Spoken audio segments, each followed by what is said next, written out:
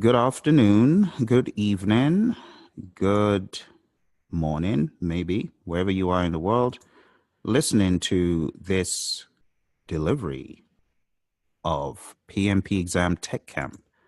Today is a rather important day because this is where we begin to talk about risk management in more detail. We have mentioned risk a few times, but this is where we get into a little bit more fine detail. So what I would like to do is start off with a little bit of risk theory. And as the instruction evolves, I will then shift gears into some questions and answers and more practical input from you guys. Okay? So I'm going to ask you a few random questions to get this started. So do me a favor, and if you can chat into me in the chat box, that will be cool. But why don't you guys tell me, what is the last process of risk management? There are how many processes to begin with, and what is the last one? What is the last process and how many are there? Oh, no, today is risk. So I made the announcement yesterday, and we always attack the biggies first. Quality is substantial, but risk is worse. So, so I want to get you guys while you're fresh before Friday comes. So there are 7, and the final process is monitor risks. Very good. Okay. Thank you, Jason. Thank you, everyone. All right. Can you chat into me really quick?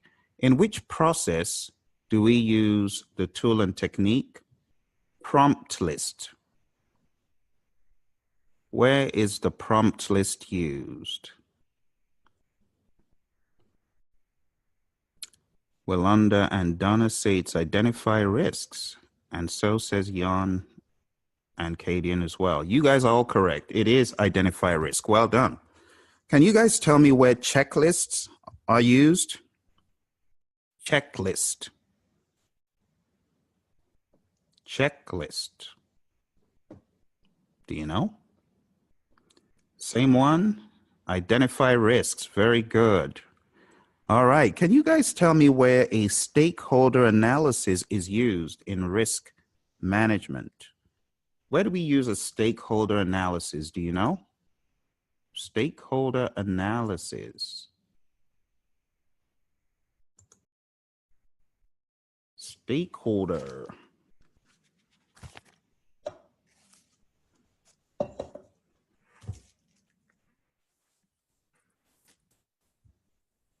Where is the stakeholder analysis?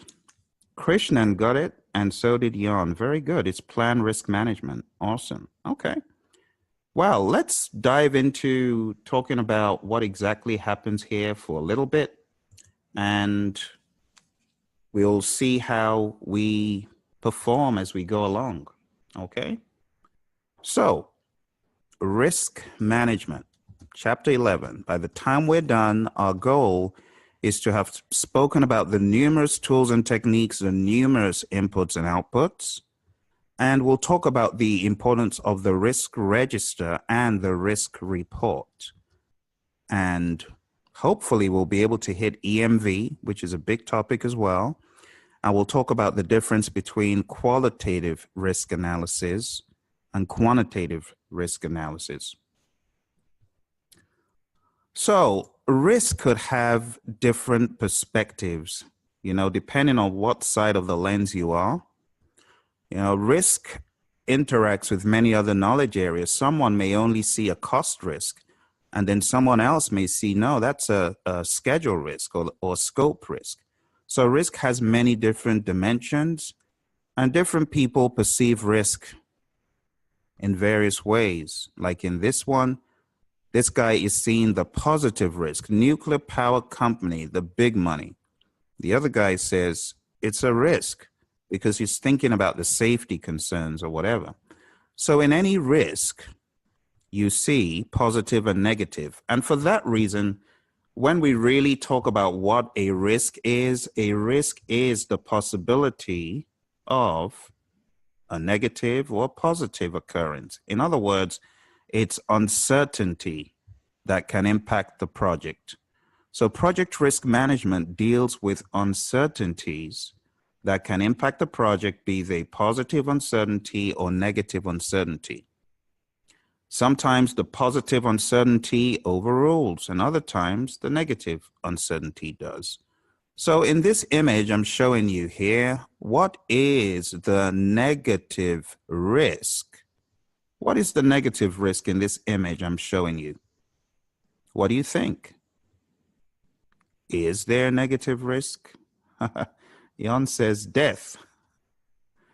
The mouse could get killed. Entrapment, getting caught in that trap. Thank you, Donna and Kadian. Any other perspectives? Getting caught in the trap? Okay, good. Let me ask you another question. Now, that risk you've described is from the perspective of who? The risks you guys are describing, that is from the perspective of whom? Jason says he has a helmet. From the perspective of the PM, of the trap? All right, let me give you a better perspective to this. Let's say the two entities involved are the mouse, obviously, and let's say you, the PM, has been called in to prevent this mouse from causing havoc. You are a mouse trap expert, and they just want you to take care of this creature. He's causing havoc. It's going into the cereal, leaving droppings. So you've been called in as the expert. What is the negative risk to you? You set this trap. You're being paid big consultancy fees to take care of this creature. So tell me, what is the negative risk to you? What is the negative? So remember, we need to frame our ideas around the fact that a risk is uncertainty that can impact your project. What is your project? To get rid of the mouse. What is the negative uncertainty to you? Jason says it spawns. Very good. The trap may not work. Good. The mouse gets the cheese and gets away. That's a good one. Not being able to catch him. Now you guys are thinking. Thank you, Greg. Awesome. So you guys get the picture. From the mouse's perspective, the negative risk is all the things you've described. Death, being caught in the trap. But from your perspective as the expert called in to take care of this mouse, your negative risk is different. Same picture, but different perspectives to the scenario at hand. To your competitor, it's you getting the deal. That's the negative risk, you know. To you, the negative risk is not getting the deal. So whenever we look at a picture like this or a risk situation, we need to say, what is the negative uncertainty from the perspectives, the multiple perspectives involved? Okay, like your team members all have different perspectives. To someone who is beholding the coming of SAP, that in and of itself is a risk. But to the business manager who wants to get things done quicker and faster, SAP is positive to him. All right, so what about the positive uncertainty? In the perspective of the mouse, what is the positive uncertainty? Positive to the mouse. What would be a good picture for this mouse? Greg says, getting the cheese. Absolutely. That's positive. That's really the big thing, getting the cheese. What would be even better than getting the cheese? A meal, good. What would be even better than getting the cheese? Is there anything that could top getting the cheese? Because what if the mouse gets the cheese, but the trap goes off and makes noise?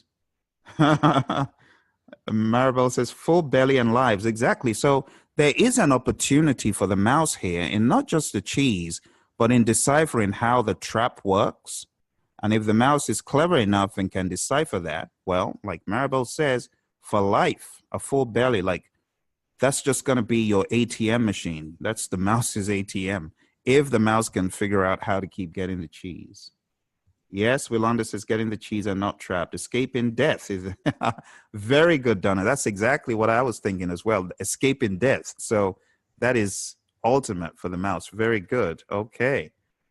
So let's take a look at one more thing. What strategy? I think Jason gave this away with his previous remark.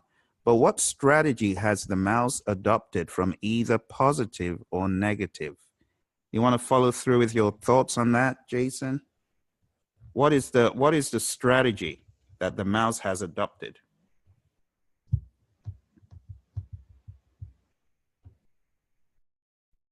What strategy do you think this is? What is the mouse doing? Greg says his helmet, wearing a helmet, says Kadian. Very good. Now tell me, in PMI terms, what is that strategy called? So obviously the helmet, what's the helmet going to do? Tell me, what's the helmet really going to do? Or what is the mouse hoping the helmet does? What is the helmet supposed to do?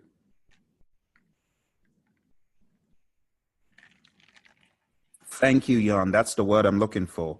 Thank you, Ilano. Risk mitigation. So while we're in this vein, can you guys just type into me the other 4 strategies? There are 5. You've mentioned 1 for negative risks. So mitigate is 1, but what are the other 4 for negative risks? Avoid, transfer, accept. Thank you very much. What's the last one?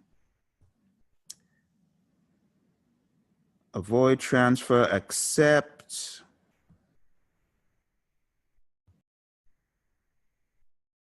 I think we're still missing one. So I can see avoid, transfer, accept, escalate. Thank you very much. That is the one I'm looking for, Greg. Escalate. Escalate. So I'm going to give you guys a quick way of remembering these. There is an acronym for those. So you remember your friend, Mr. T.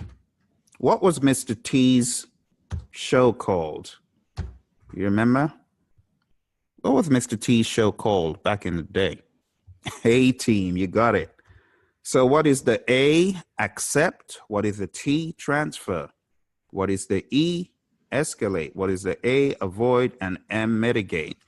If you remember the A-Team, you remember your 5 strategies for negative risks or threats.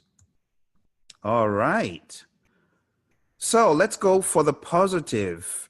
There are strategies for positive risks. So can you guys chat into me all of the 5 for positive risks? Thank you. Enhance, share, accept. What else?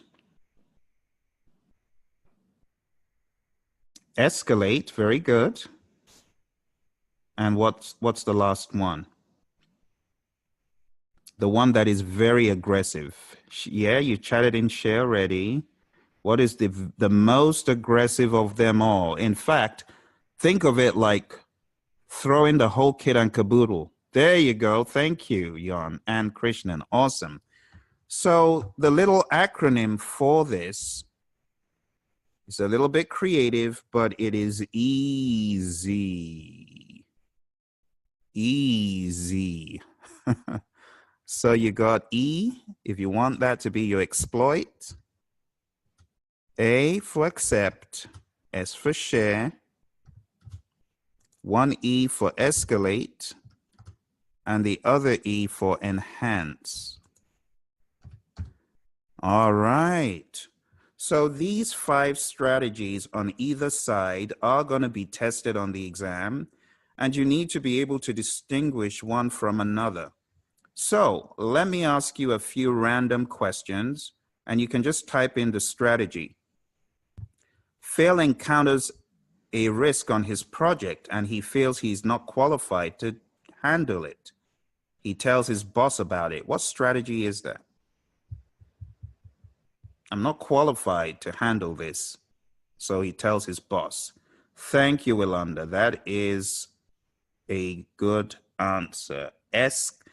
I know what you meant. Escalate. That is the correct answer. Okay. Here's another example. Phil encounters a risk on his project. As a way of dealing with the risk, he sends his team members for training to reduce the possibility of them doing something wrong. What strategy is that? Thank you, Maribel and Cadian and Willanda. Thank you very much. So if Phil says, I'm sending you for training to reduce the possibility of you goofing, that is mitigate. All right. Phil's boss encounters a risk that will affect a particular part of the project. Instead of carrying out that piece of work, they decide to remove it from the project management plan. What strategy is that? They remove part of the scope from the project management plan. Thank you, Yolanda and Cadian and Maribel. That is correct. Avoid. So removing some of the scope is avoidance. Doing something different from what you originally planned, that is avoidance. Okay. Phil encounters a risk as he's going through his risk register, and the risk is becoming a bigger threat. He decides to purchase performance bonds from an external source. Of course, external. What strategy has Phil adopted if he purchases performance bonds? Or think of it as insurance. What strategy is that? Thank you. Oh, that was quick. Transfer, says everyone. Thank you very much, folks. Awesome. Transfer. All right. So we've talked about avoid, transfer, escalate. And one more. Phil encounters a risk on a project. He looks at how big the risk is in terms of dollars and realizes it's a $200 risk. He decides to do nothing to deal with the risk. What strategy is that? Give me a pinpoint precise name, more precise than acceptance or accept. Give me an even more precise name for what Phil is doing. I'm not doing anything. I'm not doing nothing. Thank you, Maribel. That is correct. It is passive acceptance. That is exactly what it is. Not doing anything to deal with the risk is passive. Now let's change the story. Phil encounters a risk on his project and he decides to put aside a small contingency reserve to deal with the risk if it happens. What strategy has Phil adopted? Active accept. Very good. All right. So you guys understand the 5 strategies quite well. You just need to keep your eye on the outcome. Keep your eye on the outcome. Let me give you another example that's a dead-end type of question. So a question that says, Phil is a project manager on a project. As he is going through risk identification, he identifies a risk that he believes could have a big consequence on the project. He sends his team member out to collect data. And that's all they tell you. He sends his team member out to collect data. Which of the 5 overarching strategies is it? Or which of the 5 overarching strategies can you say comfortably it is most likely to be? He sends his team member out to collect data. What's that? Active accept? Accept? The safest answer is accept, my friends, because you do not know what Phil is going to do with that. You don't know. You don't know whether he's going to use it. You don't know what he's going to do. In fact, a very tricky examiner would say it's passive accept because you haven't been told anything that would generate action. So if the passive accept answer is there, I would go with that. Because if it doesn't say sending a team member out to gather data to reduce the possibility of occurrence, it's accept. And if we don't know that fail is doing anything with the data, it's as passive as can be. Except it states, fail sends his team member out to gather data to create a plan B. Now tell me, if the team member is gathering data for a plan B, what do you think that would be? Plan B. You're gathering data to use for a plan B. What's that? Plan B. A plan B to be executed if the risk occurs. Let me make it clear. A plan B if the risk occurs. So which of the 5 strategies is it? It is a fallback plan, Donna. That is correct. Which of the 5 strategies would you say it is? So where does fallback plan come under? If the risk happens, then we will do this.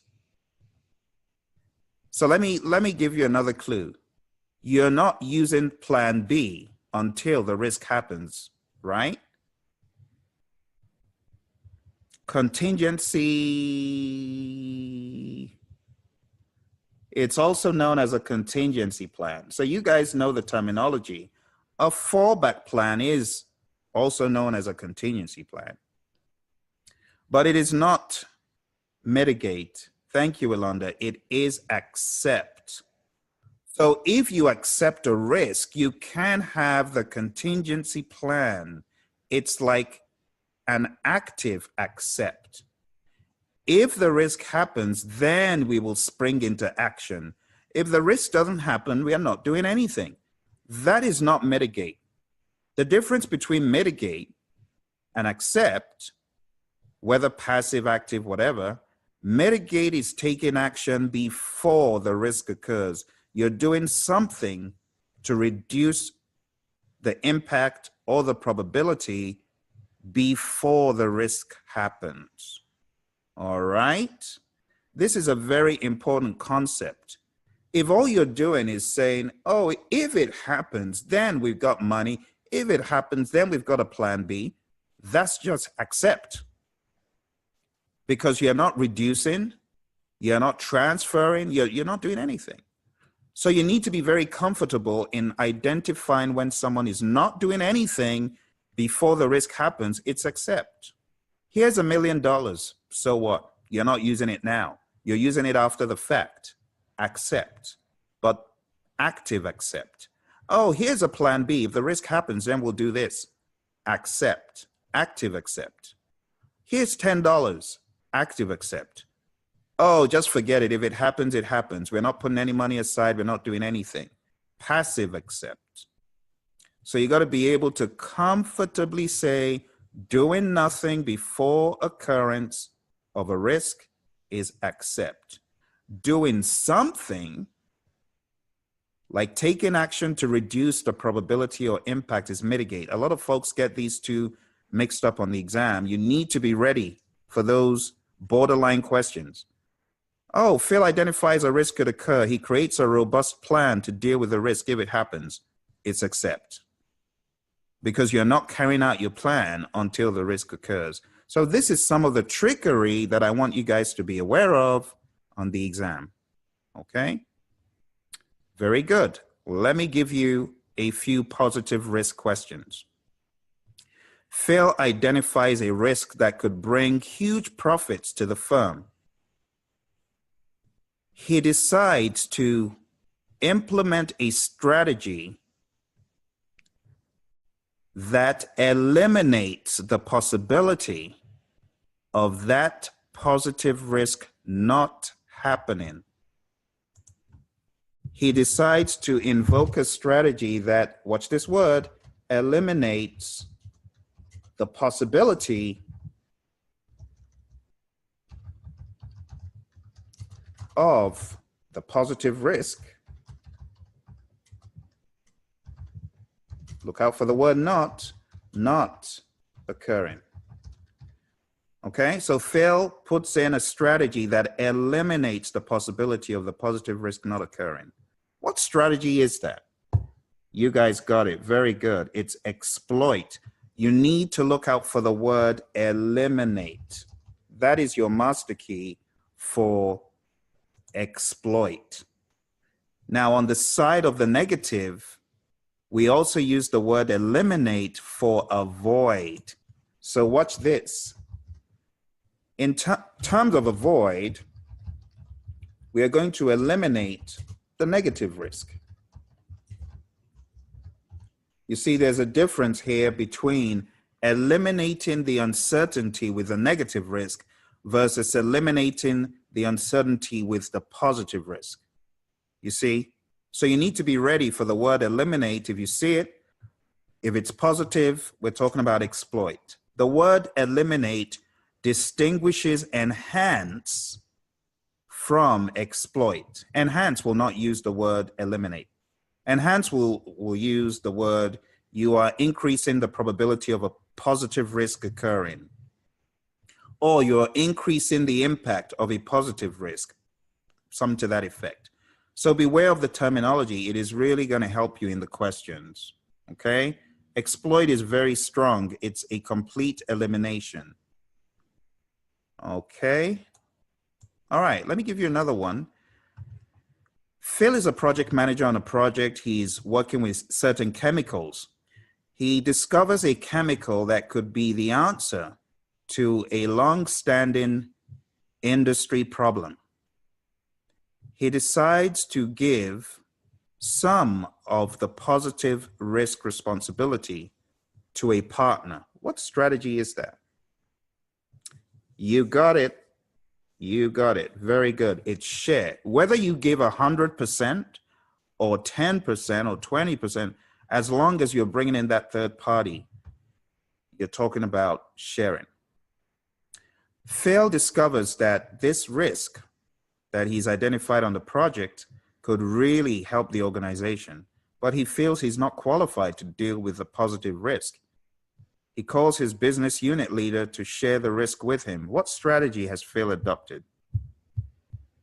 He calls his business unit leader to share the risk information with him. I cannot handle this. Phil works in the firm. His leader works in the firm, and he tells his leader, look, I found this.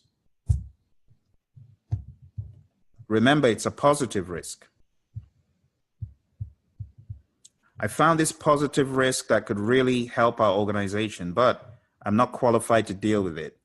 It is not enhance or transfer or accept. He tells his business unit leader, there you go, now you're talking. Do not forget that escalate is on both sides of the world, okay? What we're doing now is really gonna help you on your exam because a lot of the questions are built around these scenarios with the 5 strategies on either side. All right. So if Phil tells his business unit leader, hey, I found this, I cannot deal with it. It's not transfer because we're talking about a positive risk here. So he's escalating it to his business unit leader to deal with it. All right. Just keep that in mind. Read it carefully. And just remember, if it's positive, then it does not contain the words used for negative. All right, let me give you another example here. Phil finds a positive risk on a project. However, he is so maxed out with his work and deliverables, he is unable to take it on. So he does nothing about it. What strategy is that? Phil encounters this risk and he's so maxed out, his work is so sky high, he can't do anything about it, so he just leaves it. What's that? That is very good. So it is precisely passive acceptance. You guys are in the zone. That's exactly what it is. It's accept in the umbrella, but if you're getting down into the detail, you would call it passive accept. Very good. All right, Phil finds a risk on his project that could really impact the organization. He tells his boss, who gives him $500 to deal with the risk if it happens. If the positive risk happens, here is $500. What do you think that is? If the positive risk happens, here's $500, put a few bodies on it and see it through to the end. Very good. You guys are in the zone. All right. Now, for those who have not opened the PMBOK guide, let us ask one of our friends who has opened it to tell us the exact page that this stuff is on. Can someone chat into us the page? Because I know you guys are always on your game. You're always tracking what your buddy Phil is saying. Page 395. Thank you very much. So let's take a look at page 395. This is definitely one of the most important pages in the guide. So page 395 gives you the overview of these strategies, or I should say these processes. But where it gets into the weeds, who's got the weed page? Where it gets into the five strategies. 444, thank you. That's the weed page. That's where the weed eater needs to be. You need to be eating all this stuff up because it's the weeds. So it says here, let's see, the story starts on page 442. For negative, I would love for you guys to go dig deep, highlight, just go, as we say in the UK, go bonkers on that page. Go crazy, as they would say here. Page 442, 443, you need to get the lingo exactly as it is into your head. So what I've done is I've taken all this stuff and made it into a very small piece of information for you to digest. And then page 444, where I really want to hone in on is the last paragraph for accept. It says, accepting an opportunity acknowledges its existence, but no proactive action is taken. This strategy may be appropriate for low priority opportunities. It's an opportunity, but yeah, it's not that huge in terms of priority. And it says it may be adopted where it's not possible or cost effective. Like in Phil's case, he just couldn't do anything with it. Acceptance can be either passive, active or passive for positive. Says the most active acceptance strategy is to establish a contingency reserve. Do you see why when I said contingency plan or whatever, it falls into accept? Bear that in mind. Including amounts of time. So saying, oh, I'll put aside some time to deal with it, or I'll put aside some money or resources. It is all accept. Do not be deceived into thinking it's mitigate. You know, it's a cheap trick. It's been a cheap trick for many years to deceive students that putting aside more resources or money if the risk occurs. You see, if the risk occurs, that is really the punchline. It says time, money, or resources to take advantage of the opportunity if it occurs. So the if is what makes it accept. If you took all that time, money, and resources and you implemented some action before the risk, then it would be a different thing. We would be talking about enhance, or on the side of negative, we'll be talking about mitigate. All right, so read that up. That is really going to help you. And then on page 445, this is also a very useful one. Oh, no worries. That page is relevant to the beginning of the whole story. So page 445, it says, some responses are designed for use only if certain events occur, you see. So that word if, again, we're talking about if this happens, then we do this. If our mitigate approach doesn't work, then we will do this. So people sometimes have a chain of actions.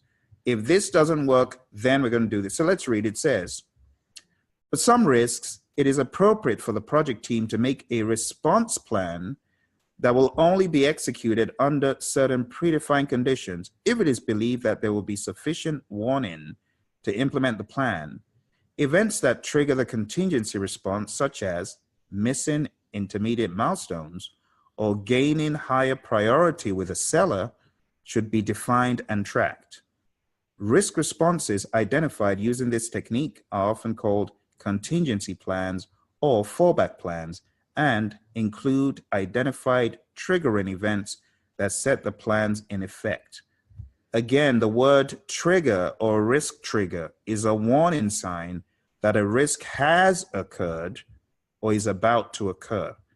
Okay, the risk has occurred or is about to occur. That's what a risk trigger is.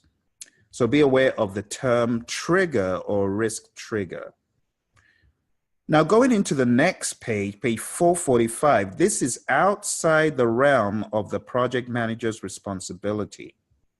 This is where it gets into organizational risks and project risks at a much higher level. So it says risk responses should be planned and implemented not only for individual project risk, but also to address overall project risk. The same risk response strategies that are used to deal with individual project risk can also be applied to overall project risk. So they've listed out everything that is under negative and positive, and this is being used at a much higher or aggregate level.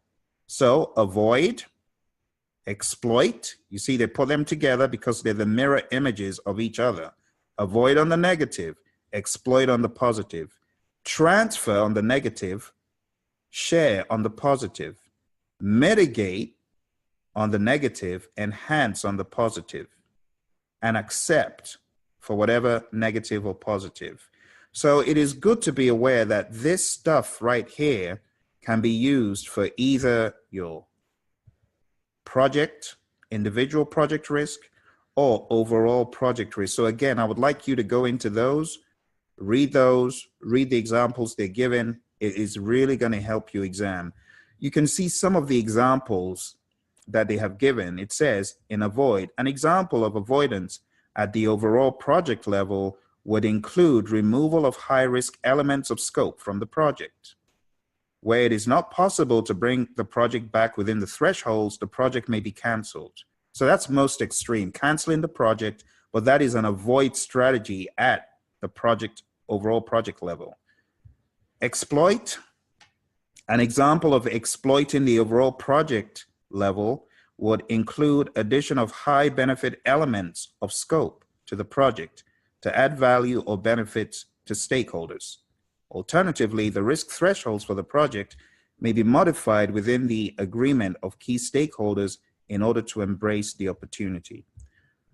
So I would like you, without reading the PMBOK guide to you, please go through the other examples of transfer or share, examples of mitigate or enhance, and examples of accept. This is going to enrich your exam experience. All right, now with that said, we have a few more things to talk about to give our overall risk understanding a little bit more punch. So I'm going to begin to go into the details of the seven processes here of risk management. Now, in order to do that, I'm going to show you that page, which I am hoping you guys have mastered now. This page called page 25. So let me know if you guys have perfected your act now. Are you guys able to do this now, or are you still not quite there? Can you draw out page 25 or not? Very good.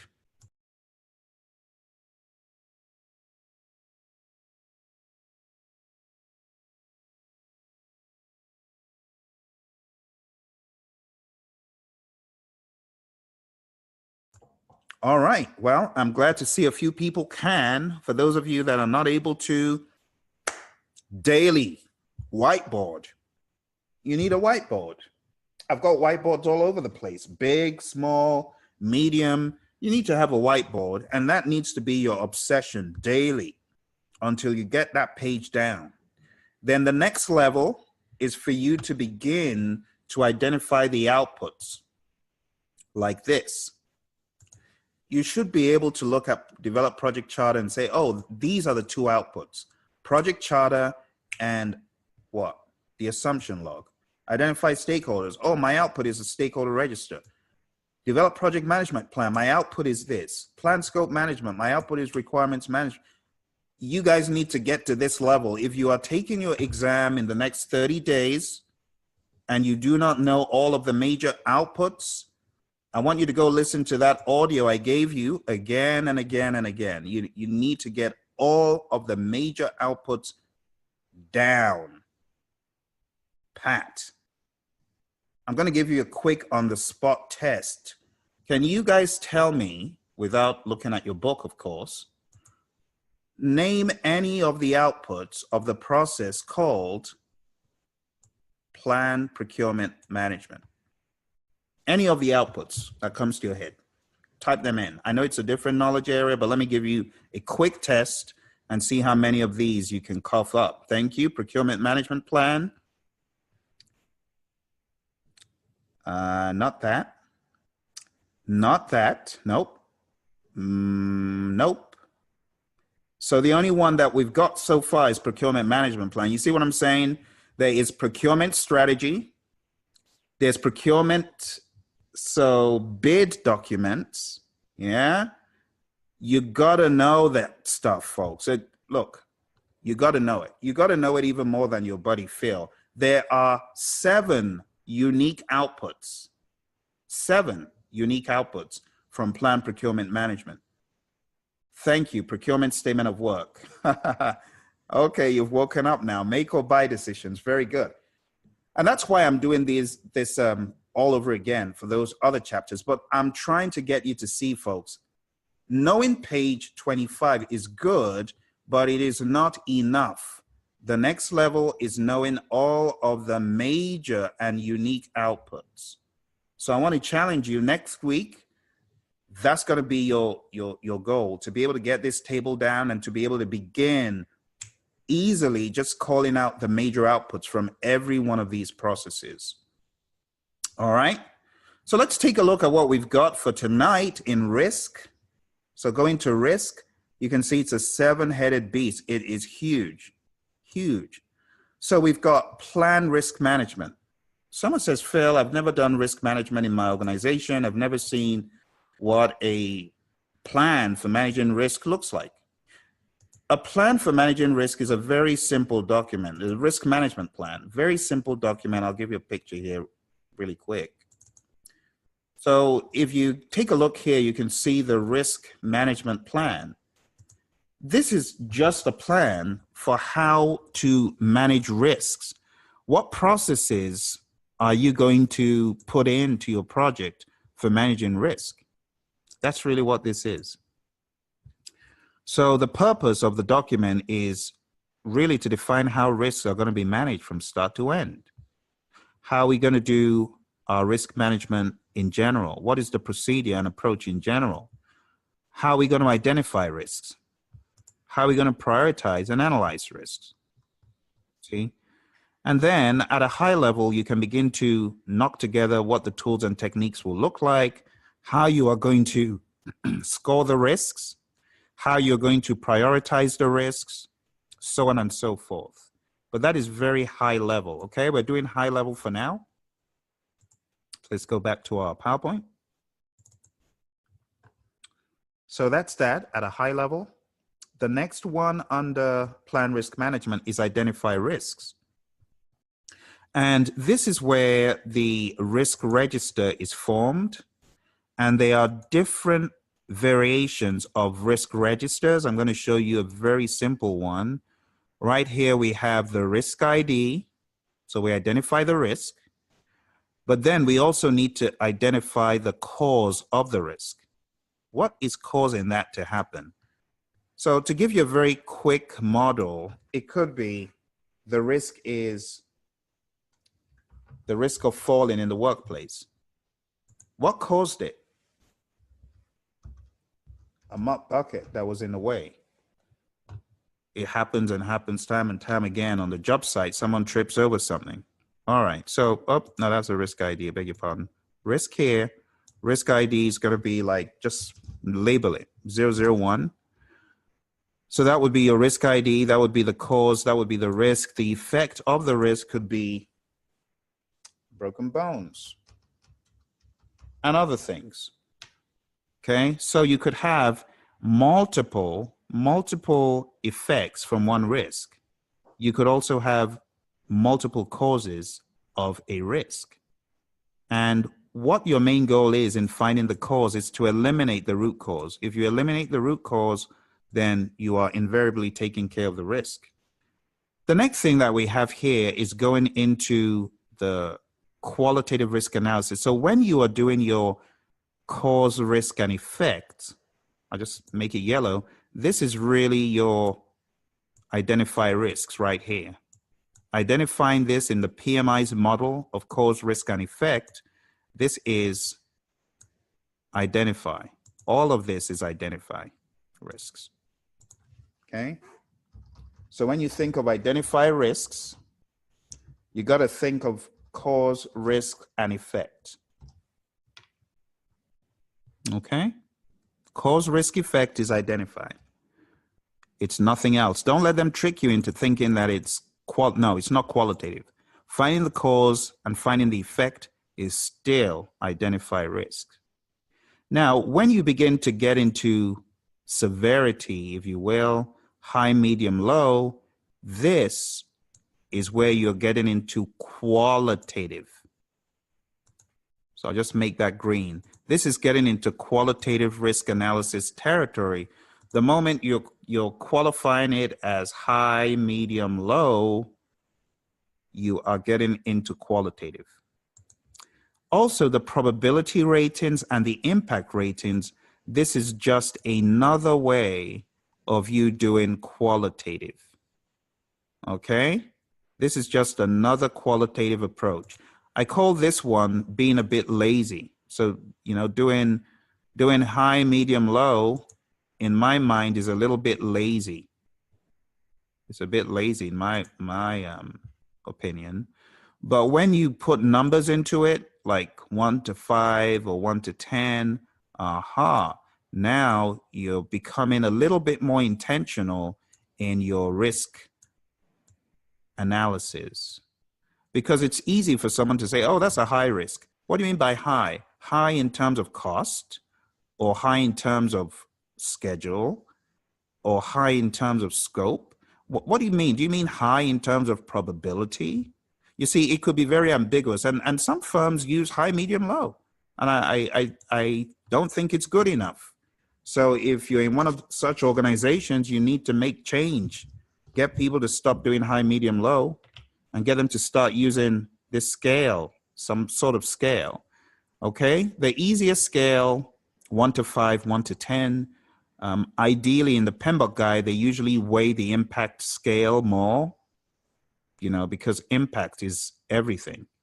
So people tend to weigh impact a little bit more in some organizations. But let's say we use a 1 to 5 and a 1 to 5. That's okay.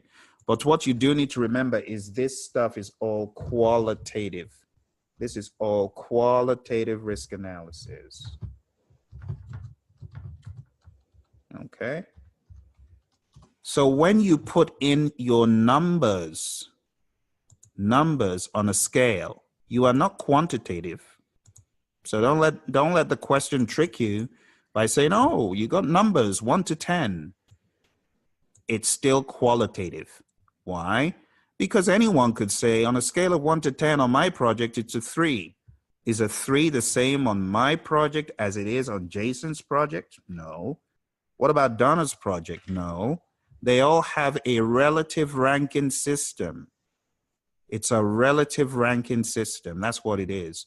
So it is qualitative. Now you're going to get to the point where you multiply the probability rating times the impact rating. And then you get the number here. So you can see 2 times 3, this 3 times this 2 gives 6. This is also qualitative. So saying high, medium, low, scoring the risk on a scale of 1 to 5 for impact and probability and multiplying them, that is all qualitative. So this is still qualitative risk analysis right here. All right, so qualitative risk analysis will generate your risk score if you're doing it right. In some organizations, it would just be a bland old high, medium, low, or it will be a red times a red, which is equally ineffective in my opinion. So qualitative risk analysis generates your risk score, okay? Something else that could give you a few free marks on the exam. All right, so when you are done with that, with your high, medium, low, or your probability rating times impact rating to get the risk score, the next stage is to begin to think in real probability terms. You're going beyond red, yellow, green. No, you're bringing in the experts. You're bringing in the big old Monte Carlos, and this is where it could get very, very intense in the real world. Now, on the exam, you don't have to worry so much about this in terms of, oh, I need to be able to run a Monte Carlo. No, you don't. You don't.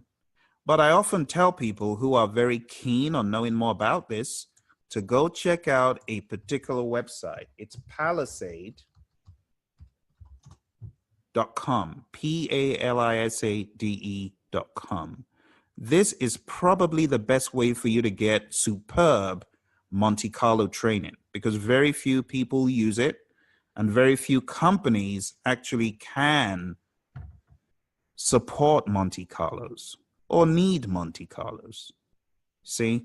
So go to Palisade.com. I'm going to chat this in. You don't have to go there right now, but just keep this in your back pocket so that you can check out their website and see how a Monte Carlo simulation is really done. It is very intense in terms of the brain power and the thought processing, but for you project managers, it should be quite straightforward if you follow the basic webinar. So they've got some live webinars and on-demand webinars and some free videos. So this is stuff I did when I was getting ready for my exam. They got a software called At Risk for Excel. They've got At Risk for Project.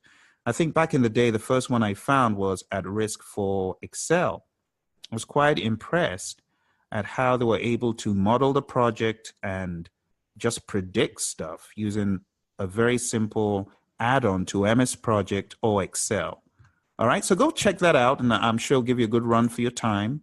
But the reason why I brought this up is because in the real world, a lot of people do not do real quantitative risk analysis. They run away from it because they don't want to deal with numbers in front of management. They hate telling management the impact, the aggregate impact. So this is where quantitative is different from qualitative. Quantitative looks at the entire project. Aggregate. What is the aggregate effect of all of these risks on the project? What is the outcome going to be when all of these, or if all of these risks hit the project at some point? That is the key distinguishing factor. Now, to bring it into layman's theory and make it less ambiguous with the Monte Carlo, what you are doing in essence is you are taking the probability of occurrence on a scale of 1 or 0, if there's no probability, to 100, 100% of course being the biggest. You're taking that consciousness and awareness of probability and you are analyzing with experts. What is the probability of that risk that Phil talked about? What is the probability of it happening? Someone said, oh, it's a 10% chance of happening. How do you know that? Based on my expertise. So in your Monte Carlo, you're still putting in your human understanding. That's why if you put garbage into a Monte Carlo, you're going to get garbage out. So you better be putting in good data. So let's say we put in a risk probability of 10%, and let's say the impact. Did I just lose my sharing? Can you still see what I'm sharing? Did it vanish? Where did it go? Oh, there we go. Okay. Can you still see what I'm sharing?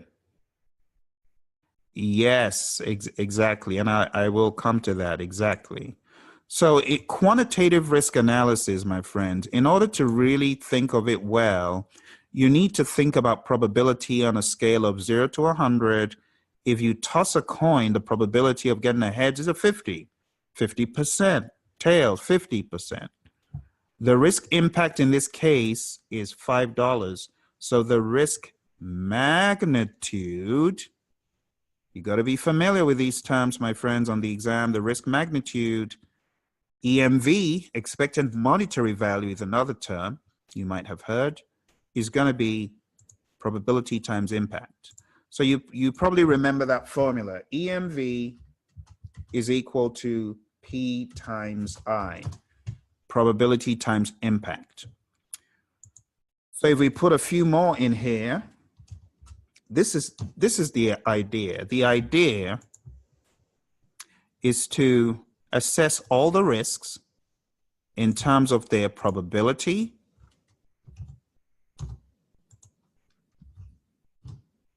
in percent, and assess all of the risks in terms of their impact, of course, using historical information, expert judgment, documents that are out there in public space, doing your thorough analysis. The idea is to assess them all, and at the end of the day, probability times impact for all of the different risks. And at the end of the day, you're going to get a final aggregate, if you will. Okay? Now, I'm making it very simple just to explain the concept in a way you can understand it. Otherwise, you have to go learn the Monte Carlo. All right? So let's just call it the total EMV. And let's say I was able to put that down here. So if I had some sort of total EMV amount, you would do this for all the risks, and then you will sum them up. What is the aggregate effect of all of the risks on the project? And you get the magic number of 107, and that is your total EMV. That is the total, if you will, exposure of your individual risk items, adding all of them up. So in a lot of organizations, which I don't think is very effective, but it's better than nothing. So a lot of organizations, they would take this number and they would make this their reserve. They'll make it a contingency reserve. Some project managers would do that. I've actually trained companies in which they do this. I mean, half a loaf is better than none. So when a rainy day does happen, these project managers have found that these reserves that they come up with seem to help them. But my question is always, what if the worst of the worst risk happens? So if you're assuming it's a 40% chance, but what if it does happen? Then it is 100%. And then you got a bigger problem to deal with. But that is how it is done in the real world, okay? For your exam, understanding that the risk analysis that is of a quantitative nature deals with real dollars, or you could use resource hours or some other quantitative measure, okay? So you're thinking of real currency or resource hours, okay? When you talk about quantitative, you need to remember that you are not just talking about numbers. Numbers does not necessarily mean quantitative. Numbers means you are analyzing, but when you say dollars and resource hours, you are making it a lot more quantitative. Okay? Do you have any questions? There was a good contribution from Yolanda a few minutes ago that you might have seen. And Yolanda said that this is the one that is optional. So if you get a question on the PMP exam or any other exam that says, which of the processes of risk management is optional? The answer is quantitative. Everyone else, the PMI expects you to do. So identify risks, do. Your risk management plan, do. Qualitative risk analysis, to some degree, do, even if you're using the lazy high, medium, low. Do. But when it gets to quantitative, hit the skip button if you do not have the capability to do it. Okay? Like I said, a lot of firms I train, they find all the risks, they do their risk probability, they bring in their little experts. They do their little number crunching, and it's not a Monte Carlo. And I say little not to diminish them, but in terms of a Monte Carlo, it's a beast. It's just a total beast. And when done the right way with the right brain power in the room, it is just tremendous. But without the right people in the room, of course, the efforts are somewhat diminished. But the argument is half a loaf is better than none. It's better to do some quantitative risk analysis on some projects, some people say. All right? So that is the difference between quantitative and qualitative. The big difference is what you're doing and how you're getting the numbers that you're putting forward. Now, with that said, I need to call your attention to another topic of risk management, which is rather significant, and this is decision tree analysis. Because where the Monte Carlo is talked about, there is an add-on topic of decision tree analysis. So have you guys solved any decision tree analysis problem? Because if you haven't, I'm going to give you one.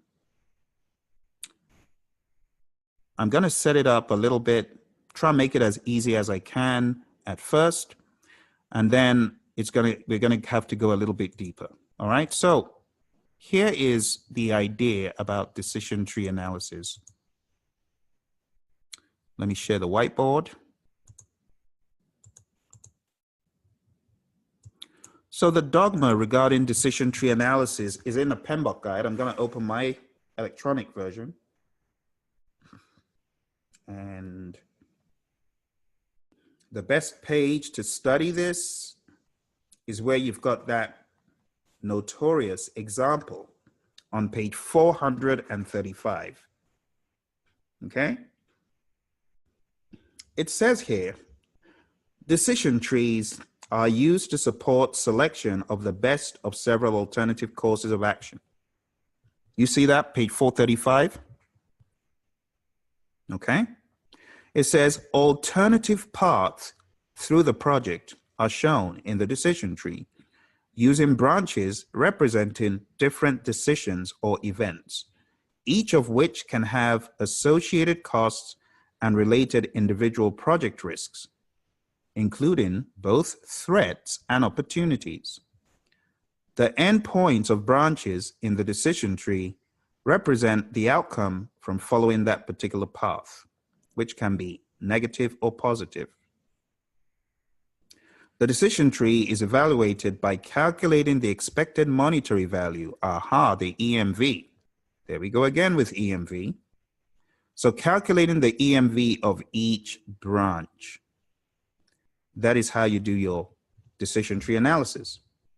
Now, if you go down to the figure and you look at the notes, they're a little bit small, but it says, note 1, the decision tree shows how to make a decision between alternative capital strategies, represented as decision nodes, when the environment contains uncertain elements represented as chance nodes. So the question I often get is, Phil, so that means this does not happen in the middle of the project. This happens like in the beginning. And the answer is yes, this happens at the beginning of a project or at the beginning of a phase. So you got to look at your different options and say, which of these makes the most sense? Which one should we do? And that's what this is.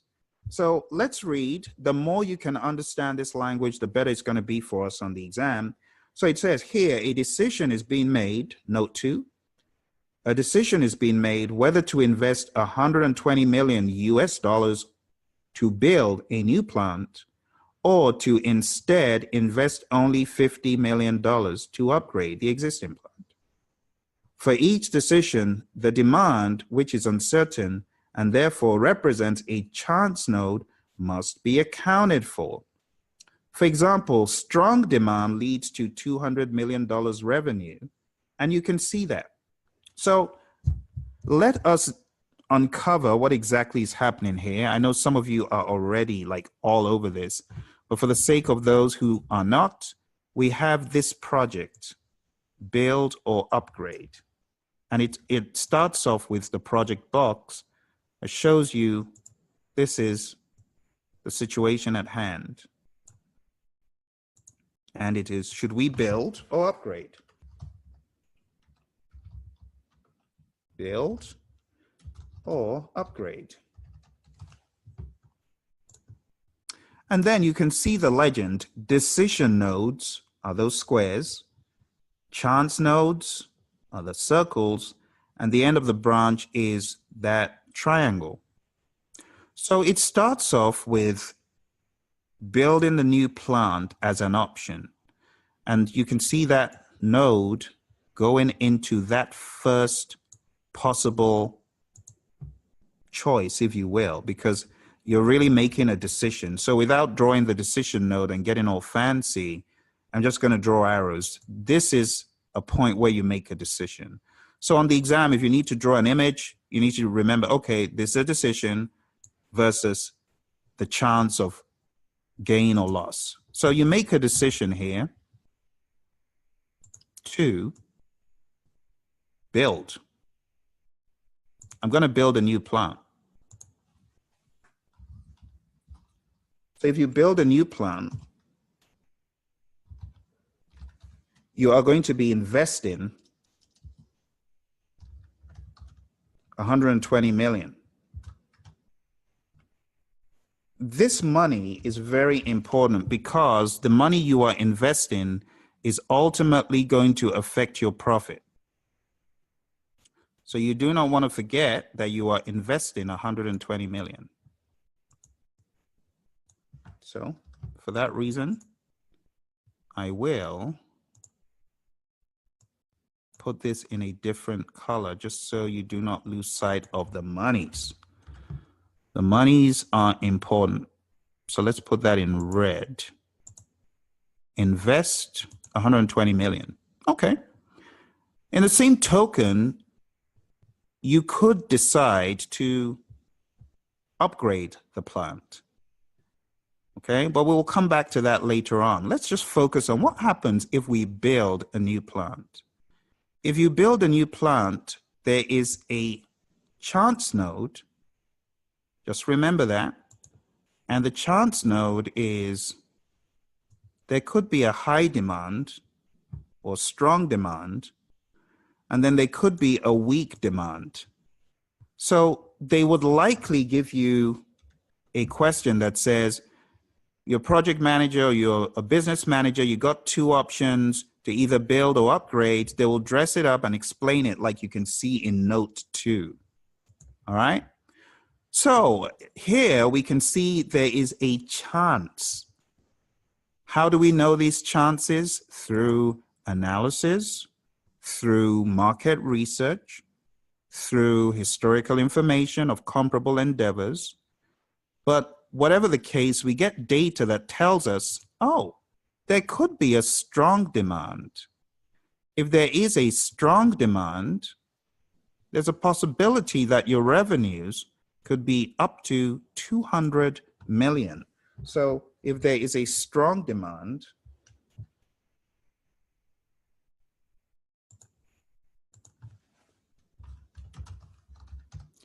you could get 200 million.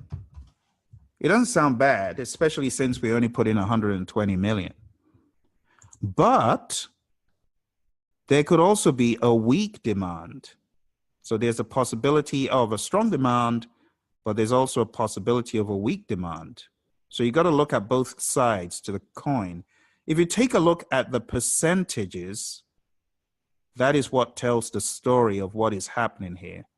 What is really happening here is you're seeing 100% of an event being broken into pieces. So 60% strong demand, 40% weak demand. That's really what's happening here.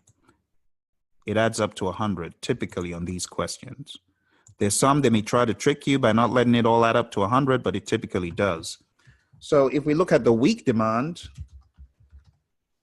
the revenue is significantly less and it's only 80 million. And taking a look at the numbers that we've got 60% here 60% of occurrence, 60% chance that could happen. And then for this one, we've got a 40% chance. So now we've built up the scenario. We understand that this is revenue we're talking about in this box. Revenue. What is revenue? Revenue is your profit plus your cost. So what we're saying here is the profit plus the cost is 200 million. So what is the profit? Think about it. If your profit plus your cost is 200 million, and you know what your cost or investment is, then what is the profit? Think about that for a while. See if you can give me an answer. And then we go from there. What do you think? What's the profit? Any answers? What's the profit? So taking a look at the strong demand, let's say you get 200 million and you invested 120 million. What is the profit? What would your profit be? Thank you, 80 million. Thank you, Jan. Thank you, Krishnan. That's what I'm looking for. Very good. So guys, you need to always ask, what's the profit? The profit is 80 million. So we're going to take a look at both the strong demand. What we're going to do, we're going to take a look at this one, the strong demand. We're going to find the profit, and then we are going to multiply that amount that we find the profit to be. We're going to multiply that by the percentage, but we're going to convert this percent into a decimal. And then we're going to have an outcome. We're going to put the outcome here.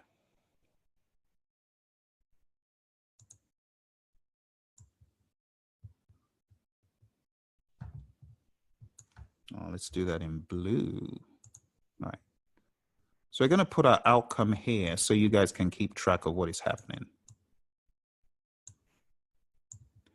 All right. So I asked you, please tell me what the revenue is, or the profit is based on the revenue and the investment, which you did. And the outcome we're going to use to find the EMV pieces for each one. So to find the EMV for the strong, let's use a different color here. Bear with me. I want you to keep track of what we're doing so you don't get lost. Let's make this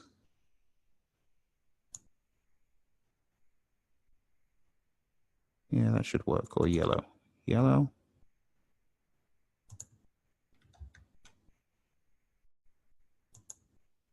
Yellow. Okay. So the setup, it's very important you don't, once you get one of them, the rest is easy. And that's really why I'm taking the pain to make it as clear as possible. Okay. So what we're going to do is we're going to find the EMV for the strong. So I'll just say strong EMV. And that is going to be equal to what? The percentage. Remember, it is always probability times impact. What is the probability here? 60% or 0.6 in decimal times the impact, which is the profit. The profit is 200 minus 120 million. Remember that. Let's spread it all out. 120 million, 200 million minus 120 million. And that's going to be equal to what? 0.6 times 80 million. Remember, it's dollars. And that is going to give you 48 million. All right. Understanding how all of this pans out is very important. Thank you, Ilanda and Jan. Awesome. Awesome. Very good. So if this makes sense to you, then the next one will make sense as well. The next one, we are going to do this for the weak demand. So let's put another box here. And we already know the formula. So we're just going to take the numbers again. We're going to say probability times impact. The probability in this case is 40% or 0.4. So we're going to say weak demand is equal to 0.4 times, what is the revenue? 80 million minus 120 million. And that is going to give you a minus, a negative.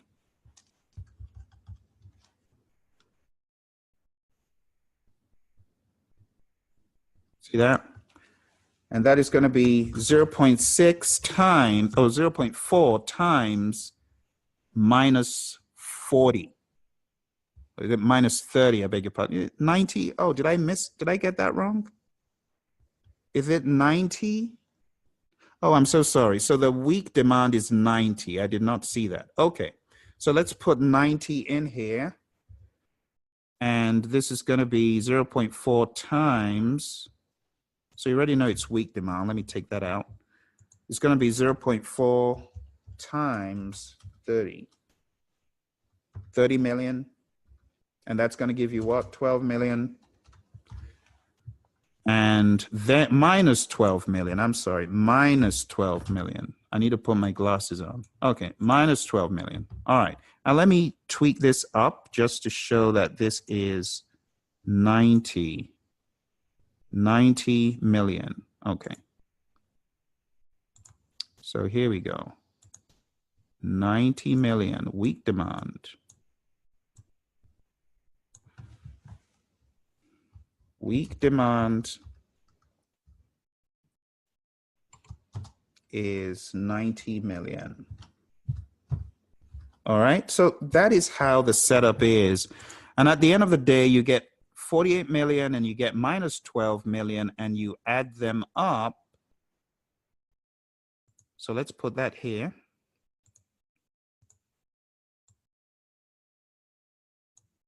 And we'll just put the number. We should probably use a different color. Okay, let's use this. Okay, so this signifies the outcome for build new. And as you can see in the PMBOK guide, what they did, they just took the 48 and the minus 12, and it says the EMV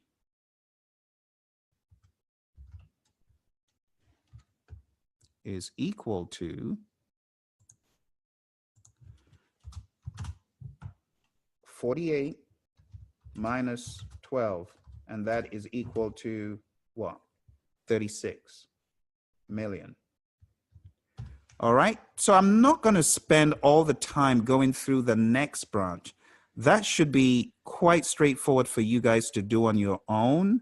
I really want to maximize time doing other things, but ultimately you would create a box for,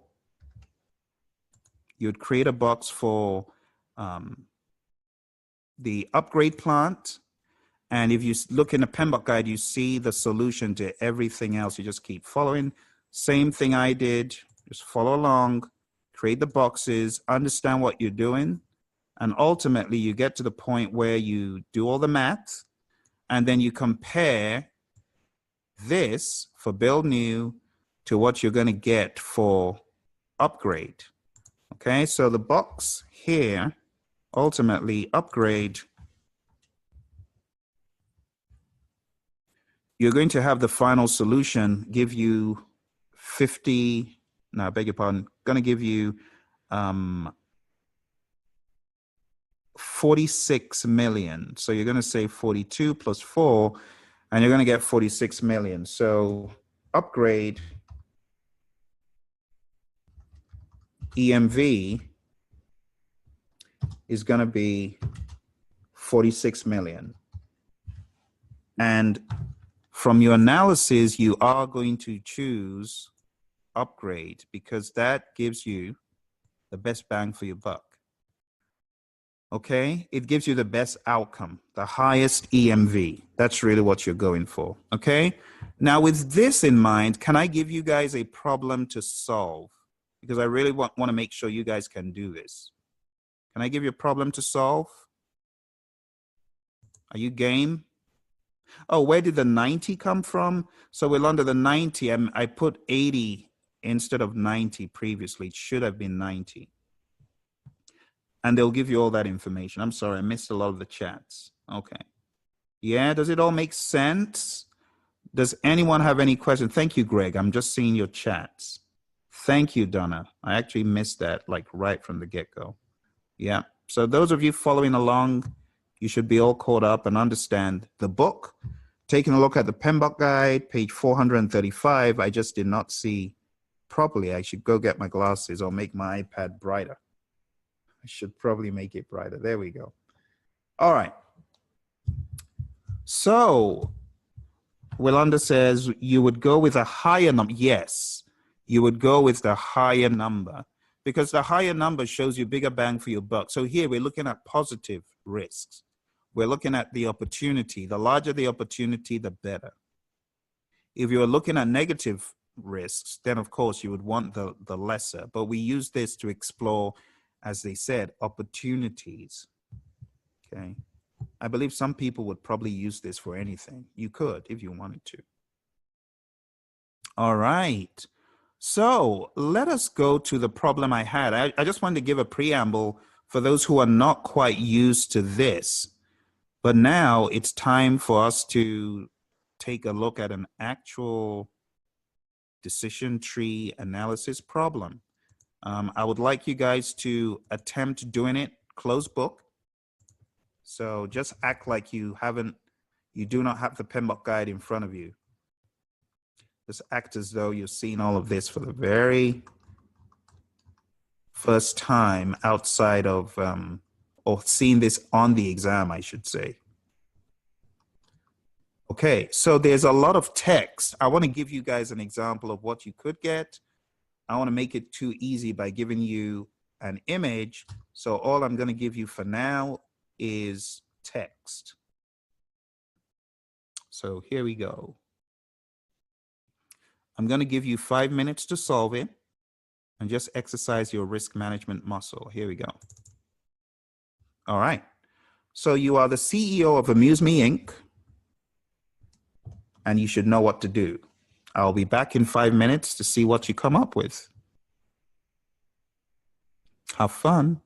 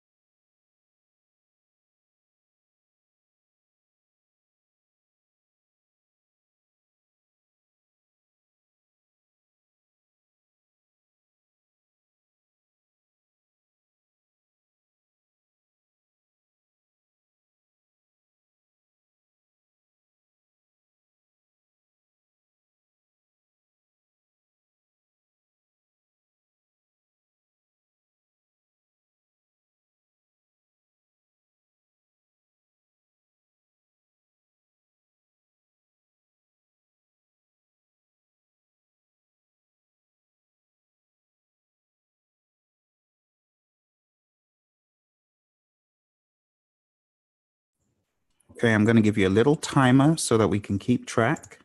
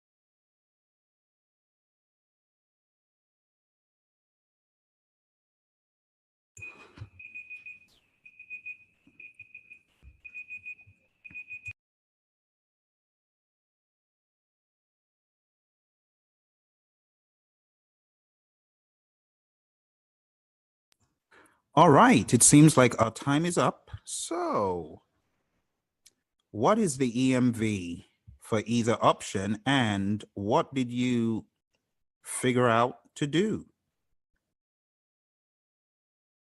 Build or upgrade? Build or revamp? So we got 4.5, says Krishnan, and 3.8. And everyone says build.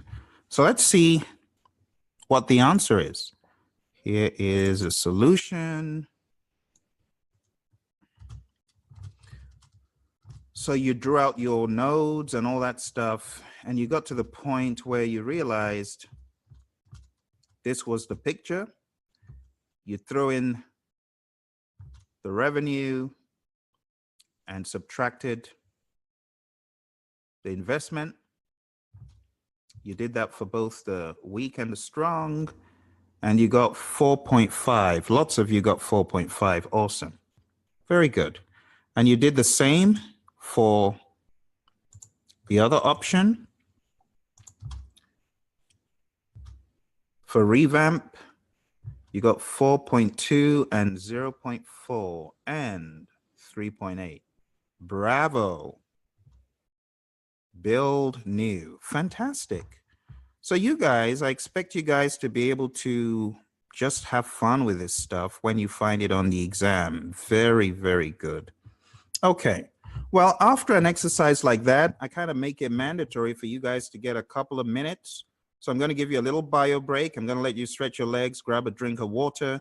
I'm going to start the clock again, and I'm going to give you this time 2 minutes, or let me say 3. 3 is probably more ideal because it might take you time to get up. So I'm going to start the 3-minute clock, and then when we come back, we are going to move on to some actual data flows regarding these processes, and I am going to be giving you, like I said, questions for you to answer. So let's take a quick 3-minute break. I would have loved to do 5, but that's a luxury at this point. So 3-minute clock coming up. I'll see you in 3 minutes.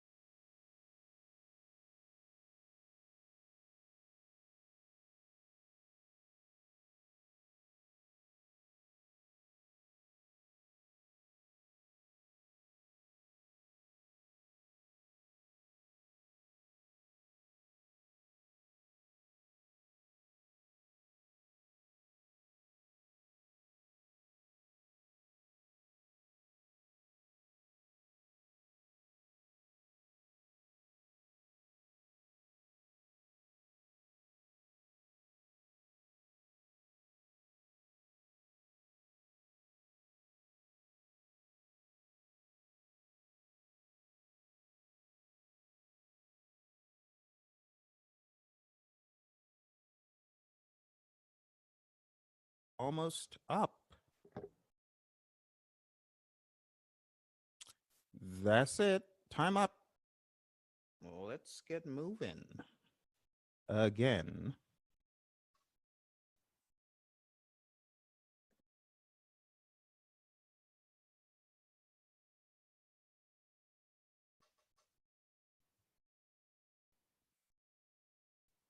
So welcome back.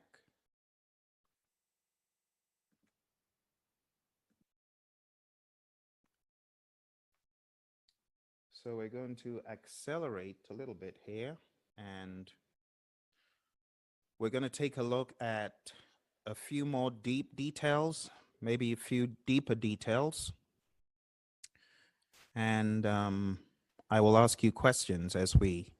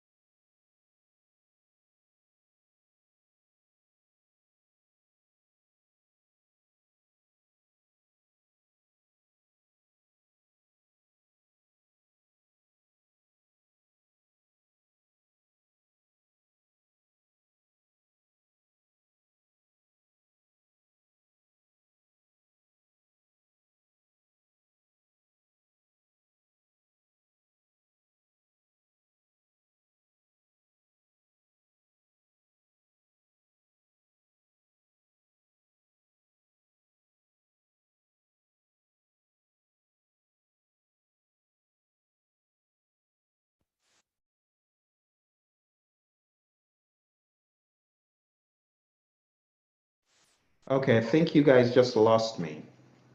So, Greg, I was trying to say that in the book, you have that same problem. Let me tell you what page it's on. But it's in your Project Management Essentials book on page. Oh, that may not be entirely true. Hang on. I thought it was. It actually is not. You got a different problem. You got a more terrible problem to deal with in the book. The book has got three. It's got three stems. So let me bring up that question again. Yeah. Interestingly enough, for those of you who have got the book on page 408, 407, 408, you got a more fun problem to solve in the book. So you might want to go take a look at that. But as far as the question that Greg was asking, let me try to pull that up for you.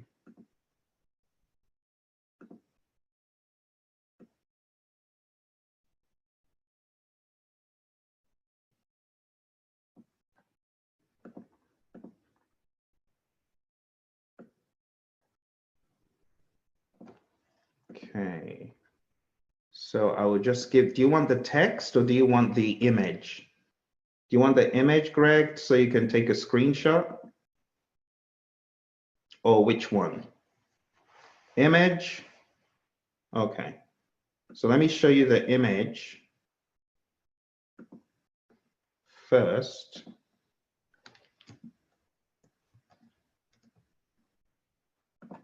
Here we go. All right, so here is the image with all of the information on it. All right.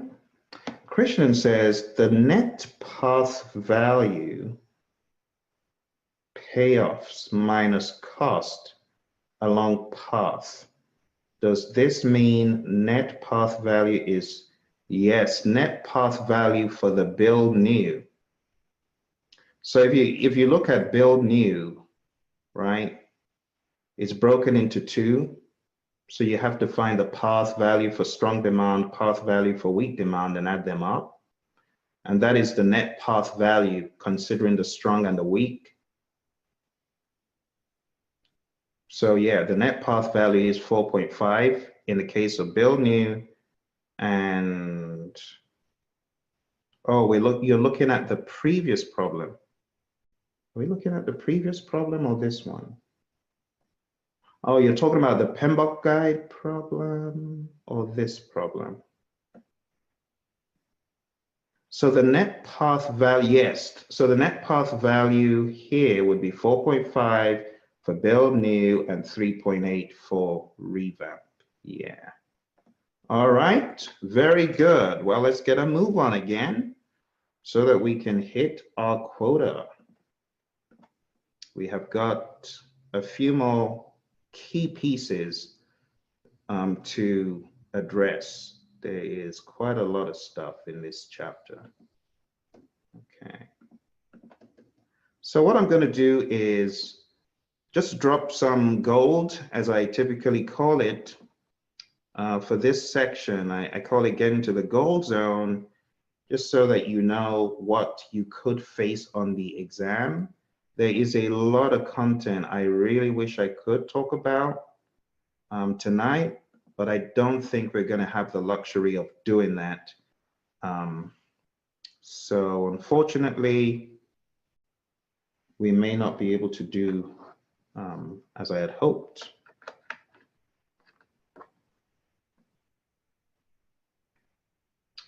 So let's just go on and finish off with our high-level review. If I have enough time, I will come back to ask you these questions that I have laid out for you. I have quite a lot of questions I wanted us to go through. All right, so I was showing you the Excel file, and we got to the point where we did quantitative risk analysis, and then we changed over to decision trees. But if I were to go back to that Excel sheet, what I would tell you is that you do implement risk responses after you've planned your responses. We examine the 5 strategies for positive and negative.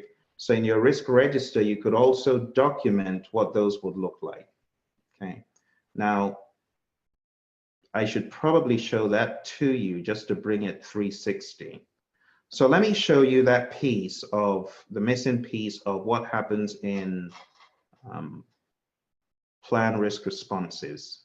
Okay, let me show you that. Hold on.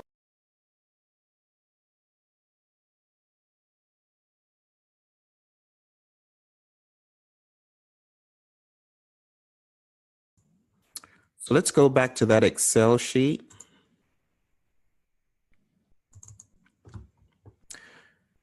And taking a look at the Excel sheet here,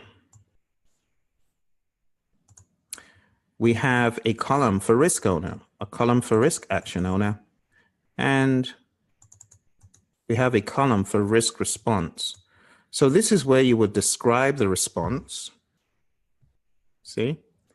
You would describe it here, put a little description.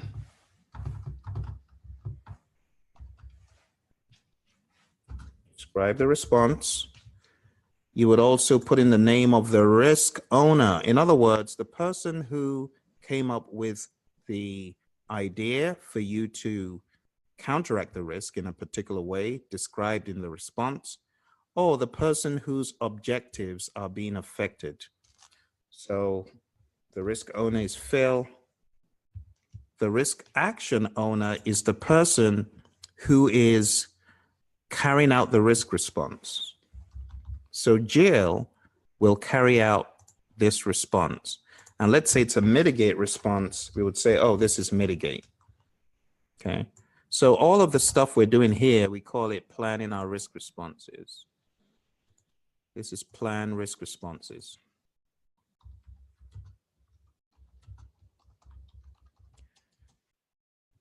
And then the next step after all of this will be to implement whatever we describe in our response. So Jill will have to carry out whatever we described.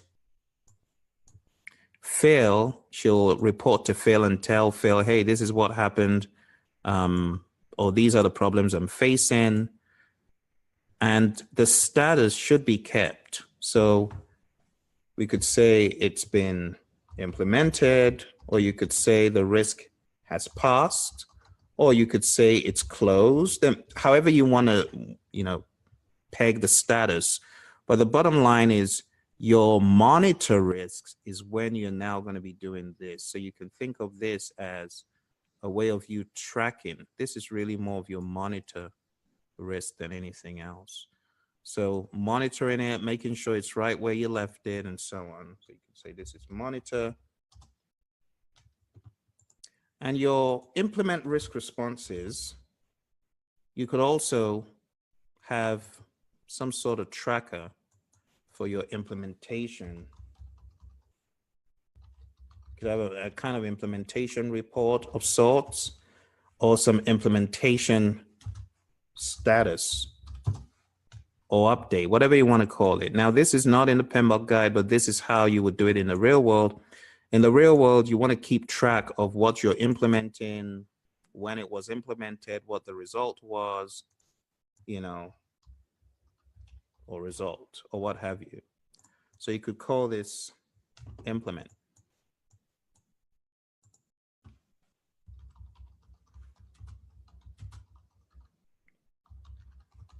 Just like that.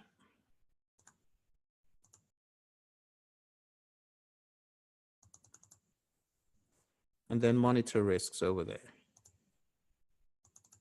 And when you're monitoring risks, if any of the information changes, like the impact in dollars has changed, or your ratings somewhat have changed, you need to go back and adjust that, update it, and just keep track accordingly. All right. So I wanted to give you a full picture. I didn't just want to, stop there, because understanding this full picture is very important. All right.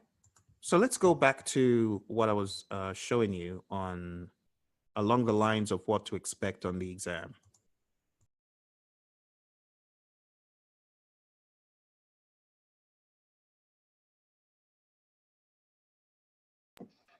So we'll get started with the very first process, plan risk management. So in plan risk management, your major goal here is to produce your risk management plan.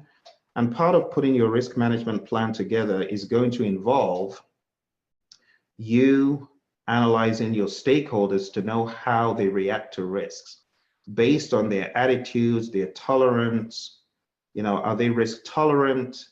Are they risk averse? Do they not like taking risks? What kind of tolerance do they have? Are they very risk tolerant? What kind of risk appetite have they got? Do they like taking on a lot of risk in order to pursue an opportunity? What is their risk threshold? So your risk threshold really defines your tolerance or your aversion to risks. So all of this information should be looked at, and you should get a definition, an overall stakeholder profile when it comes to risk management. And at the end of this process, you're going to get your risk management plan. Your risk management plan is very robust. I would like you guys to read up some more information about this on your own.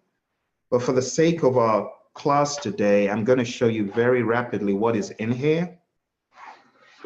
This is going to be pretty quick and scrappy. But inside your risk management plan, first of all, you have your overarching strategy. This is on page 405.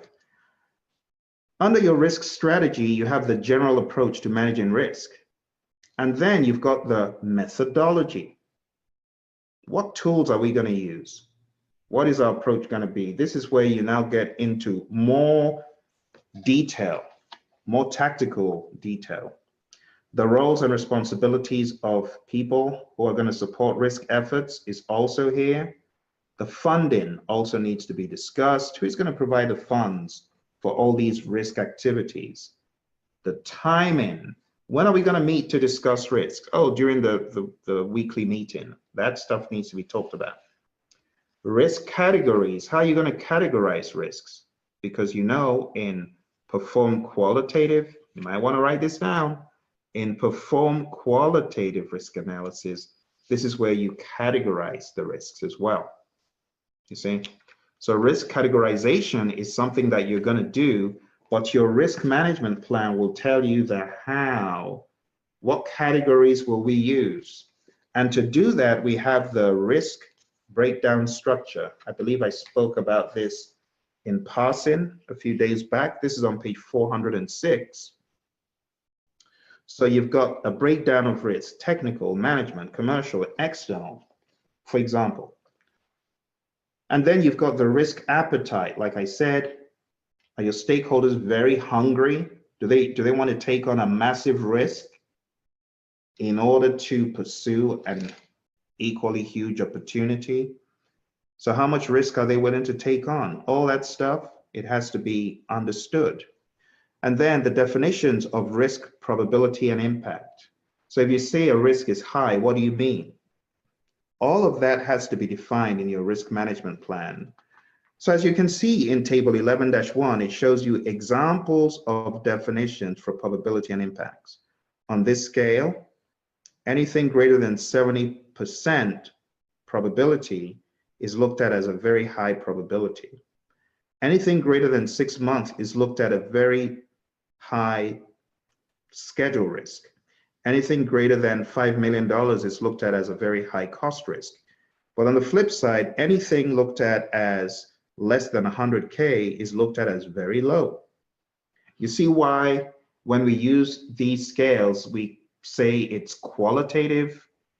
Because on your project, 100K may be massive. On my project, it might not be that much. So the bottom line is you're getting your risk management plan, and it contains all of those details. If you turn the page over, you've got the probability and impact matrix. Your probability and impact matrix is also part of your documents that you're putting into this potpourri of information for your risk management plan. Now, it's not looked at as a standalone risk document, but it's looked at as one of the things you use to invoke the tool and technique, probability and impact assessment. But all of this, how should our risk register look? How should our probability and impact matrix be formatted? What are the reporting formats? How are we going to track risks? There is a boatload, my friends, in the risk management plan. So I'm giving you a little assignment here. Read pages 405 to page 408 very carefully. Understand that even though we're not using it here in plan risk management, we need to define what will our risk register look like? What will our risk report look like? What kind of probability times impact matrix will we use for this project? What is our risk strategy going to be? What is our risk methodology going to be? What tools, what techniques will we use? What is our reporting format going to be? So on and so forth. There's a ton of stuff in this plan, okay? On the exam, what I expect them to give you, going into the gold zone, is pretty much anything that's in the risk management plan. You got to know. Something else that is noteworthy is your stakeholder register is an input here because you're doing a stakeholder analysis. And some of that information is going to permeate into your risk management plan. You're going to profile these stakeholders, okay? So on the exam, I wouldn't be surprised if they test you on the risk, the stakeholder register, and the stakeholder analysis leading up to your risk management plan. You got to know how it all weaves together.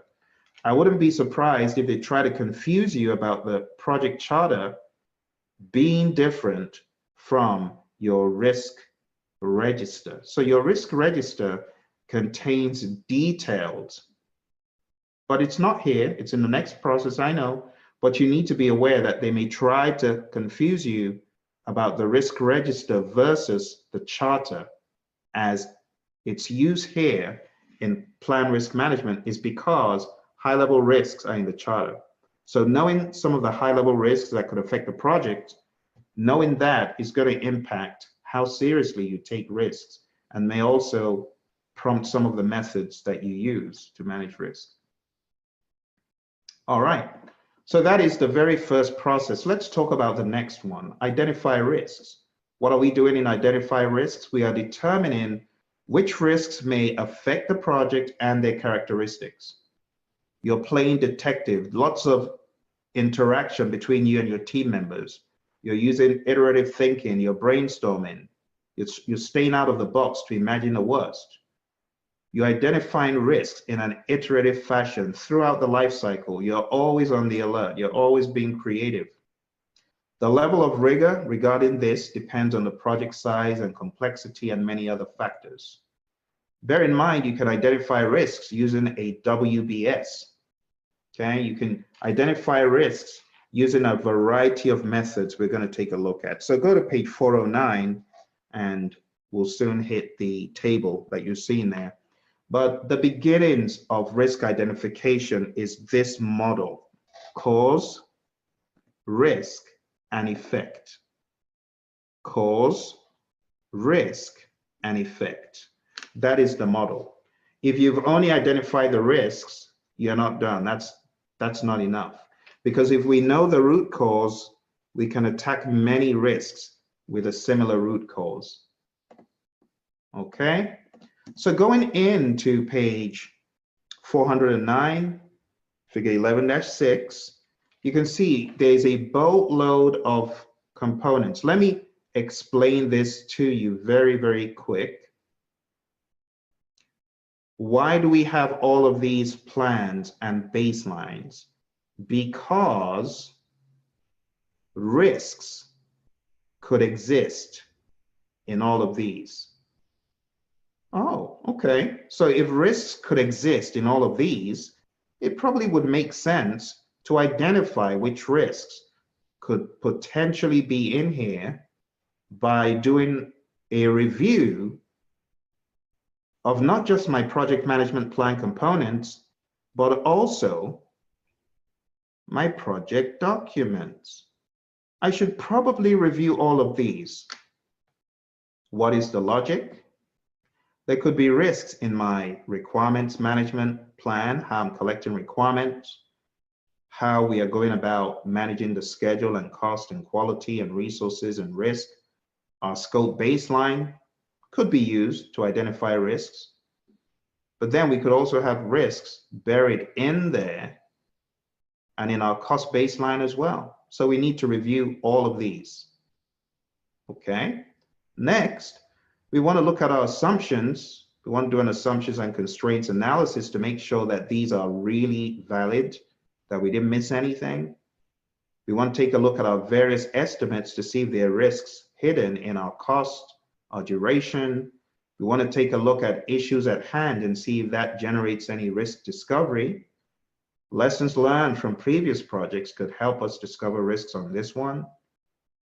Requirements documentation could also give rise to us identifying risks, taking a look at those resource requirements as well, and the stakeholder register, because we're going to call these folks in to help us identify the risks anyway. So these planning components and these documents, coupled with the contract, so agreements, just remember contracts are in there. Procurement documentation could also be riddled with risks in some instances. The choice of the procurement or contracting vehicle could also be something you want to think of. And if your contract is at risk, you need to unravel those risks. Also, there could be some decisions that you make of a procurement nature. You might need to purchase insurance and things like that. So it gets very integrated and interwoven. Okay, and that is why this whole discussion about what is an input to identify risks, it goes on for many, many pages. Okay, after about 3 pages, which is quite a lot for those inputs, and I mean it's a wall of text talking about each one, you finally get to the tools and techniques. Okay, so getting to the tools and techniques here. Where are we? Okay, page 415, I think it is, or 14. We finally encounter the tools and techniques. This is where a lot of fun begins. So the tools and techniques for identifying risks. You can brainstorm with your team. You can use a checklist to go through, have we checked that? Have we checked that? Have we checked that? Interviews could be used. You can interview people to find risks. Root cause analysis, identifying the root cause. And that's why I said the cause risk effect model is very helpful. Assumption and constraint analysis, taking a look at your assumptions and constraints, looking for risks in there, making sure they're valid. SWOT analysis, analyzing your strengths, your weaknesses, your opportunities and threats, is going to help you uncover positive and negative risks. Now this one, document analysis on page 415, it says risks may be identified from a structured review of project documents, including but not limited to plans, assumptions, constraints, previous project files. So what are they saying? This little itty bitty bullet that looks so innocent here, this is going to be used on all of these guys here and all of these guys here. You are going to do a document analysis. You're going to analyze your documents and go on a hunt for risks. So that's what document analysis is used for. It's a very, very powerful thing. I know it's just one tiny bullet, but that is the relevance of all of those documents and plans. So it says uncertainty or ambiguity in project documents, as well as inconsistencies with a document or between different documents, may be indicators of risk on the project. So we want to uncover all of that. You need impeccable facilitation skills, because people go off on tangents in risk meetings when you're identifying risks. We want to stop at just the risk, but people go off on a tangent giving you the whole story of War and Peace about how to manage that risk, but that's not really what you're looking for. So it's important that you keep the team members on the straight and narrow. So facilitation on the next page, a very important skill. It says interpersonal and team skills that can be used for this include, but are not limited to, facilitation. Facilitation improves the effectiveness of many of the techniques used to identify individual project risk and sources of overall project risk. Now the next one, this is a rather robust definition that we have under prompt list, because it goes into some specific examples of prompt list models. So I have a slide here that I would like to show you just to make sure you retain that information about prompt lists. So let's read. It says, I'll show it to you. It says a prompt list is a predetermined list of categories that may give rise to individual project risk and that could also act as sources of overall project risk. So the model here is as follows. Let me get this for you.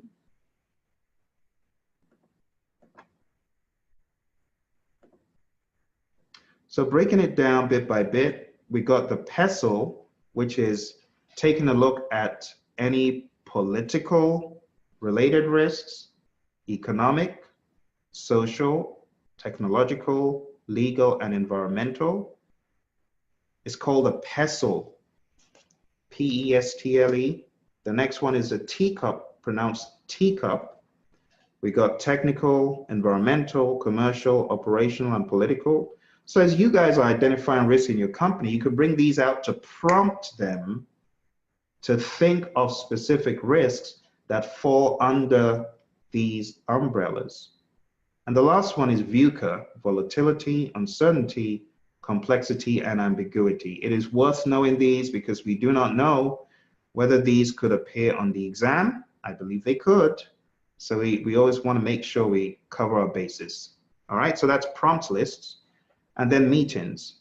And the major outcomes we get from this are your risk register, which I've spent a significant amount of time showing you, and your risk report. So let's read the risk report on 418. It says, the risk report presents information on sources of overall project risk, together with summary information on identified individual project risk. And this is where it differs from your risk register. This has got higher level information about identified individual project risks, but it looks at sources of overall project risk. It says a risk report is developed progressively throughout the project risk management process. The results of perform qualitative, quantitative, plan risk responses, implement risk responses, and monitor risks are also included in the risk report. So you could cut out of your risk register, whittle it down, and give it back to management. Management doesn't want to see the whole risk register. Just give it to them short and sweet. So it says, information in the risk report may include sources of overall project risk, indicating which are the most important drivers of overall project risk exposure, and summary information on identified individual project risk, like the number of identified threats, number of identified opportunities, how they are distributed, the distribution of risks across the categories, metrics, and trends. So short and sweet, high level, a tool that management can use. On the exam, I expect you to be tested, my friends, on very heavily these tools and techniques. So know what brainstorming is, know why you're using checklists and how the interviews might look, and begin to go through these in your mind, like staging a scenario. It helps put it all together. So put yourself into a facilitation scenario. You are facilitating the identification of risks. How would you brainstorm? What else could you use in addition to brainstorm? Regarding prompt lists, which prompt list will fit your particular team? Will it be PESTLE or Teacup or VUCA? And try to remember those components. And then regarding these big buckets of documents and plans, you got to remember that your document analysis is tied to those. It's worth opening agreements because we don't really find this very much. So let's read the relevance of agreements here as an input, just really quick. So if we go to page 413, it says, if the project requires external procurement of resources, the agreements may have information such as milestone dates, contract types, acceptance criteria, awards, and penalties that can present threats or opportunities. So again, understanding the relevance of that. Going to the next one. So that should actually read 5, and then this should read procurement documentation. If the project requires external procurement of resources, the initial procurement documentation should be reviewed, as procuring goods and services from outside may increase or decrease overall project risk. So there's quite a lot of information to be digested in these sections.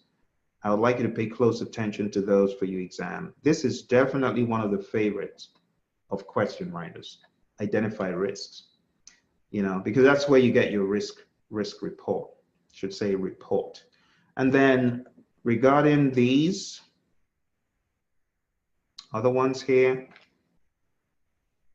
you got to know what those are, and the lessons learned register. Whenever you see that, you want to ask yourself, okay, what are we updating in our lessons learned register in this one? It says here on page 418, the lessons learned register can be updated with information on techniques that were effective in identifying risks to improve performance in later phases or other projects. So the PMI, they've added the lessons learned register to the PMBOK guide, and they're very big on always keeping up with whatever is newly identified as value. Qualitative risk analysis, we don't need to spend too much time here because you guys saw it in action, right? We took a look at the risk register. This is where we would prioritize identified risks in order. So that table that I showed you in Excel, you could show the largest risk to smallest risk in terms of the score, and those that come to the surface as far as having the largest score, those are the ones that are prioritized typically. Now, some firms may also do a risk urgency assessment to identify those risks happening in the near term versus those in the long term. And some firms may choose to analyze the risk from an impact perspective majorly. So if it's a big impact, even if the probability is low, they're going to prioritize dealing with that risk. All right, so qualitative risk analysis considers a time frame. When is it going to occur? What is the risk tolerance in the firm? What is the cost associated with a particular response, and so on and so forth, or a particular risk? And then based on the amount of that risk, if you do your risk score and you realize, wow, in terms of the impact, this is big, that could bump it up for some preferred treatment when it comes to quantitative and planning the risk response. Okay, so the key word, like I was telling you, is relative. See, Jason's project, it's a 3 in terms of probability. My project, it's a 3. It may not mean entirely the same thing. He may be using a 1 to 10 scale. I may be using a 1 to 5 scale. So it's always important to remember we are in qualitative, all right? And it considers time frames for response. So you could look at a risk and say, all right, this one is going to happen tomorrow. If we don't do something about it today, there's no point, or we're in trouble type of thing. So the probability and impact matrix, this is where you use it. So remember, you have already outlined how it will look in plan risk management, but here, this is where you use it. And then the cause, risk, and effect, you're going to score for each risk that you found the cause and effect, you're going to score it. And all of that information, like I showed you, is put into the register. Okay, so in qualitative, the really big things here are understanding that you're doing a risk data quality assessment, because you're looking at your risk data and saying, is this good data or bad data? How do you know if it's good data? Your risk register is an input under project documents. So you're going to take a look at your risk register. An expert will look through it and say, I smell biases. This person is biased about risks that are otherwise trivial. Why? And you realize, you dig into the details and you realize the whole register is corrupt. It was not collected properly. This data was not collected properly. So you could do a risk data quality assessment, and that comes after risks have been identified. And then you also want to do a risk probability and impact assessment, taking a look at probability and impact to score the risk. So your risk register, again, is relevant because you need your risk register to score those risks. Now, there are assessments of other risk parameters that are talked about in a PMBOK guide. Let's take a look at these very quick. And you need to get familiar with these for your exam. So on page 424, that is where the itemization of what started on page 423 actually is. So 423 is where the dialogue actually starts, but 424 is where you see the bullets. So other risk parameters, apart from probability and impact, those are great. But sometimes you need to up the ante and kind of explore other parameters to distinguish between what should be bumped up and what should be just left to fall to the bottom of the risk pile. So urgency, period of time within which a response to a risk is to be implemented in order to be effective. If we don't do it now, our response is not going to be effective. Urgency. Or proximity, it says the period of time before the risk might have an impact on one or more project objectives. Is it close? Is it far? If we say the proximity is high, it means we've got a short period before it impacts an objective. Dormancy is like the sleeping giant. Dormancy is the period of time that may elapse after a risk has occurred before its impact is discovered. So the risk has happened, you didn't even realize the impact that it has because that dormancy factor is high. So a short period indicates low dormancy. A long period means high dormancy, asleep for a long time, if you will. We've got manageability, how easy it is to manage, controllability, how easy it is to control the outcome of the risk, detectability, how easy is it to detect the risk, connectivity, the extent to which it is related to other individual project risks. So if you say, oh, high connectivity, it means it's connected to a number of other risks. Strategic impact, the potential for the risk to have a positive or negative effect on the organization's strategic goals. So you can say strategic impact is high if it's going to affect your strategic goals. And then we've got propinquity, which is a very curious word that a lot of people that I've encountered say, that can't be a real word, but it is. Propinquity is the degree of mattering, how much it matters to a stakeholder. So if a stakeholder says, this is very important, this risk is so important, you have to do something about it, we could say propinquity is high. So it's the perceived significance, which could vary across stakeholders. All right, so that is your assessment of other risk parameters. Facilitation is a no-brainer. Risk categorization, remember we've got our risk management plan, and we're going to use our risk breakdown structure to categorize those risks. So this is talked about on page 425. And if you read, you realize they're saying you could use your risk breakdown structure, or you could use your WBS to categorize risks. So that is important for you to remember. Not only can you use your RBS, you could use the work packages that they're tied to categorize those risks. All right, and then we got the probability and impact matrix we've talked about. Hierarchical charts is here in the PMBOK guide, but there is a mistake on page 426. So I'm not sure if your detectability is showing low on the left and high on the right, because we do not think detectability being low is good. So it should actually be reversed. There was a video that I had, actually this image is from my buddy, Dr. David Hilson, the risk doctor.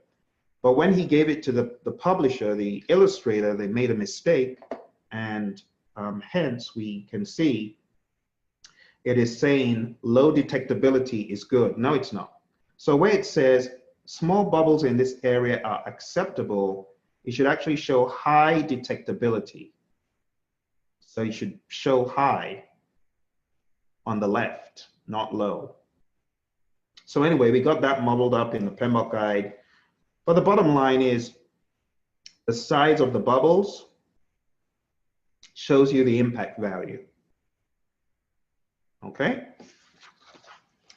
So on the exam, my friends, I really expect a lot of questioning about some of these, you know, propinquity, manageability, and understanding the use of the matrices and how the risks are scored. Okay, how the risks are scored. Now we're running out of time here. We don't have very much time. So I'm going to address the big ticket items in the rest of these areas. To be quite honest with you, it is very repetitive beyond our next process. And the next process that we're taking a look at is perform quantitative risk analysis. So in perform quantitative risk analysis, a quick reminder, we are finding the aggregate effect of risks on the project. It won't be a very good idea to give you this question, or you will definitely not leave here very quickly. So let us just go straight to quantitative. Quantitative risk analysis, you can see the major new stuff is this. So we've talked about the Monte Carlo, that's simulation. Sensitivity analysis, which uses the tornado diagram. Get familiar with that lingo in the PMBOK guide about the tornado diagram. It's used for sensitivity analysis. And then we took a look at decision tree analysis. Influence diagrams are diagrams of a particular nature that is used to show you how pieces of a problem fit together, and it helps you solve problems. That is really what this is. They don't have an example in this edition, but they used to have an example of influence diagrams. let me chat into you a video that I think may help you, because we're running out of time here, and I think watching the video on your own will be more productive. So let me give you this link.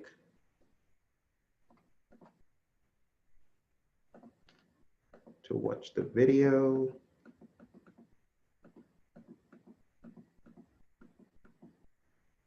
Actually, I should give you a couple of links. I should give you a link to take a quiz to underscore what we're talking about. But anyway, here's the link for the influence diagram. Just bookmark it and watch it. I think you'll find it interesting. It goes into a little bit more detail than what you have in the PMP guide. And as far as the risk,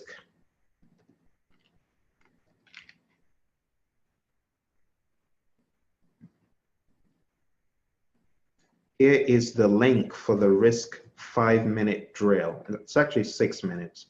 6-minute drill, okay? That is going to help us put some of the information in context. But let me round this up really quickly for you, okay? All right, so quantitative risk analysis, that's pretty much it. On the exam, I expect you to be tested on the nitty-gritty of quantitative. Understanding the difference between quantitative and qualitative is going to be big on the exam. So giving you a scenario and saying, what is this? It is important that you know what is qualitative and what is quantitative.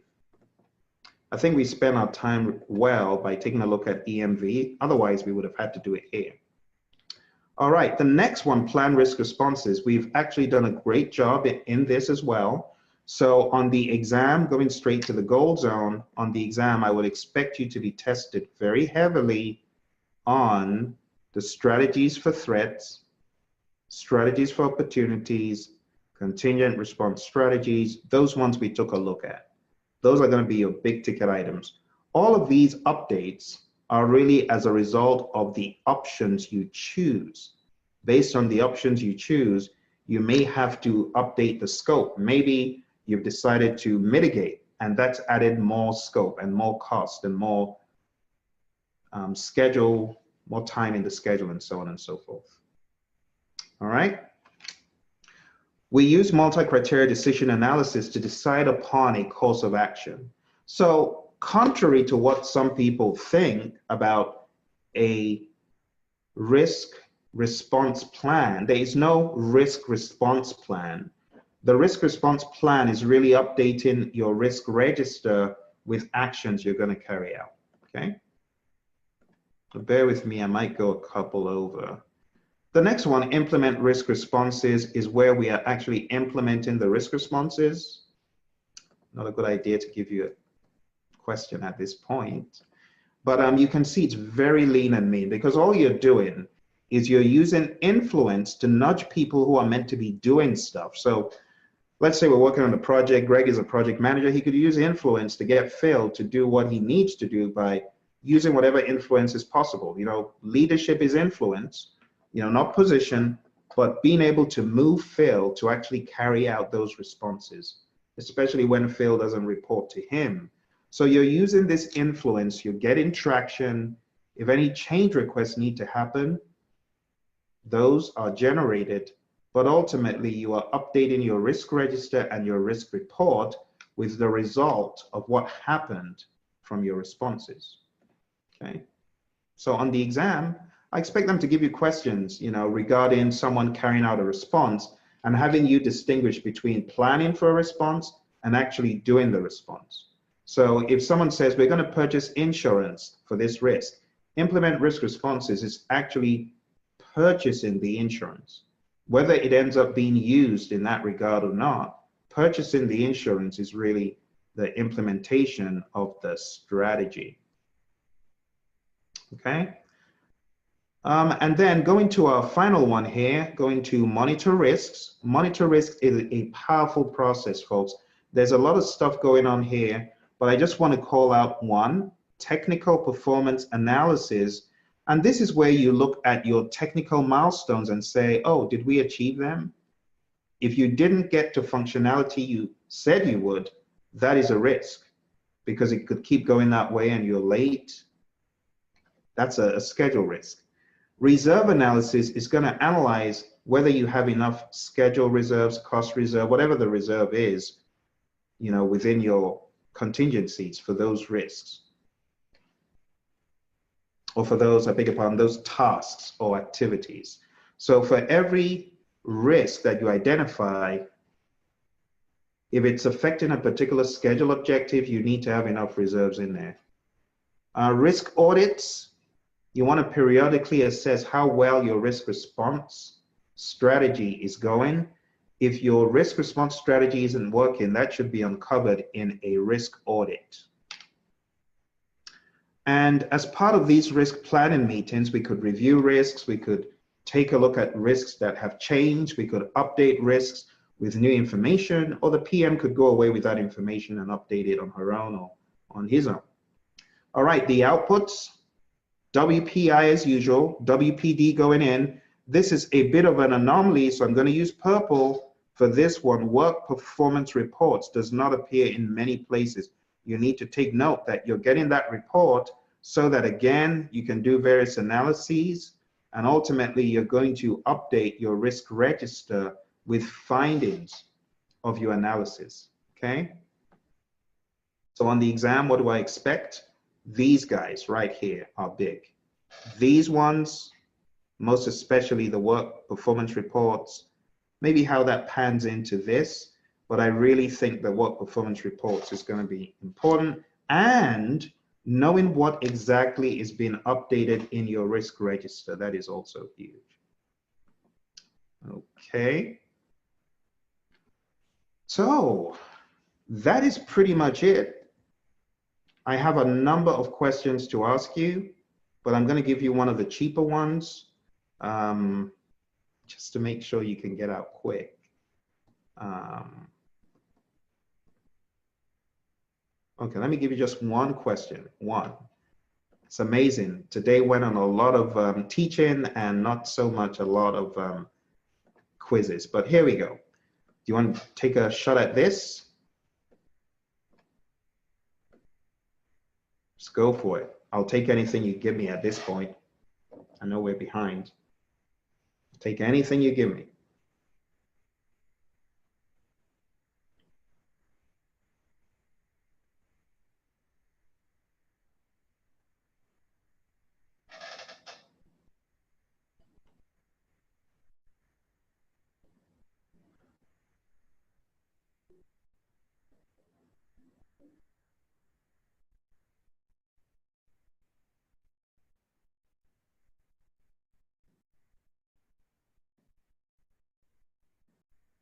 Thank you. Thank you very much.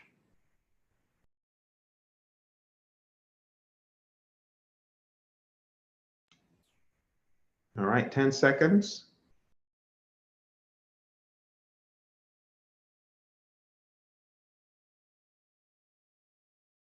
All right, 5, 4, 3, 2, and 1. You guys are awesome. I appreciate your patience. Sorry you went over by 5 minutes, thereabouts. So the answer to this is A, because you've done implement risk responses. What should follow?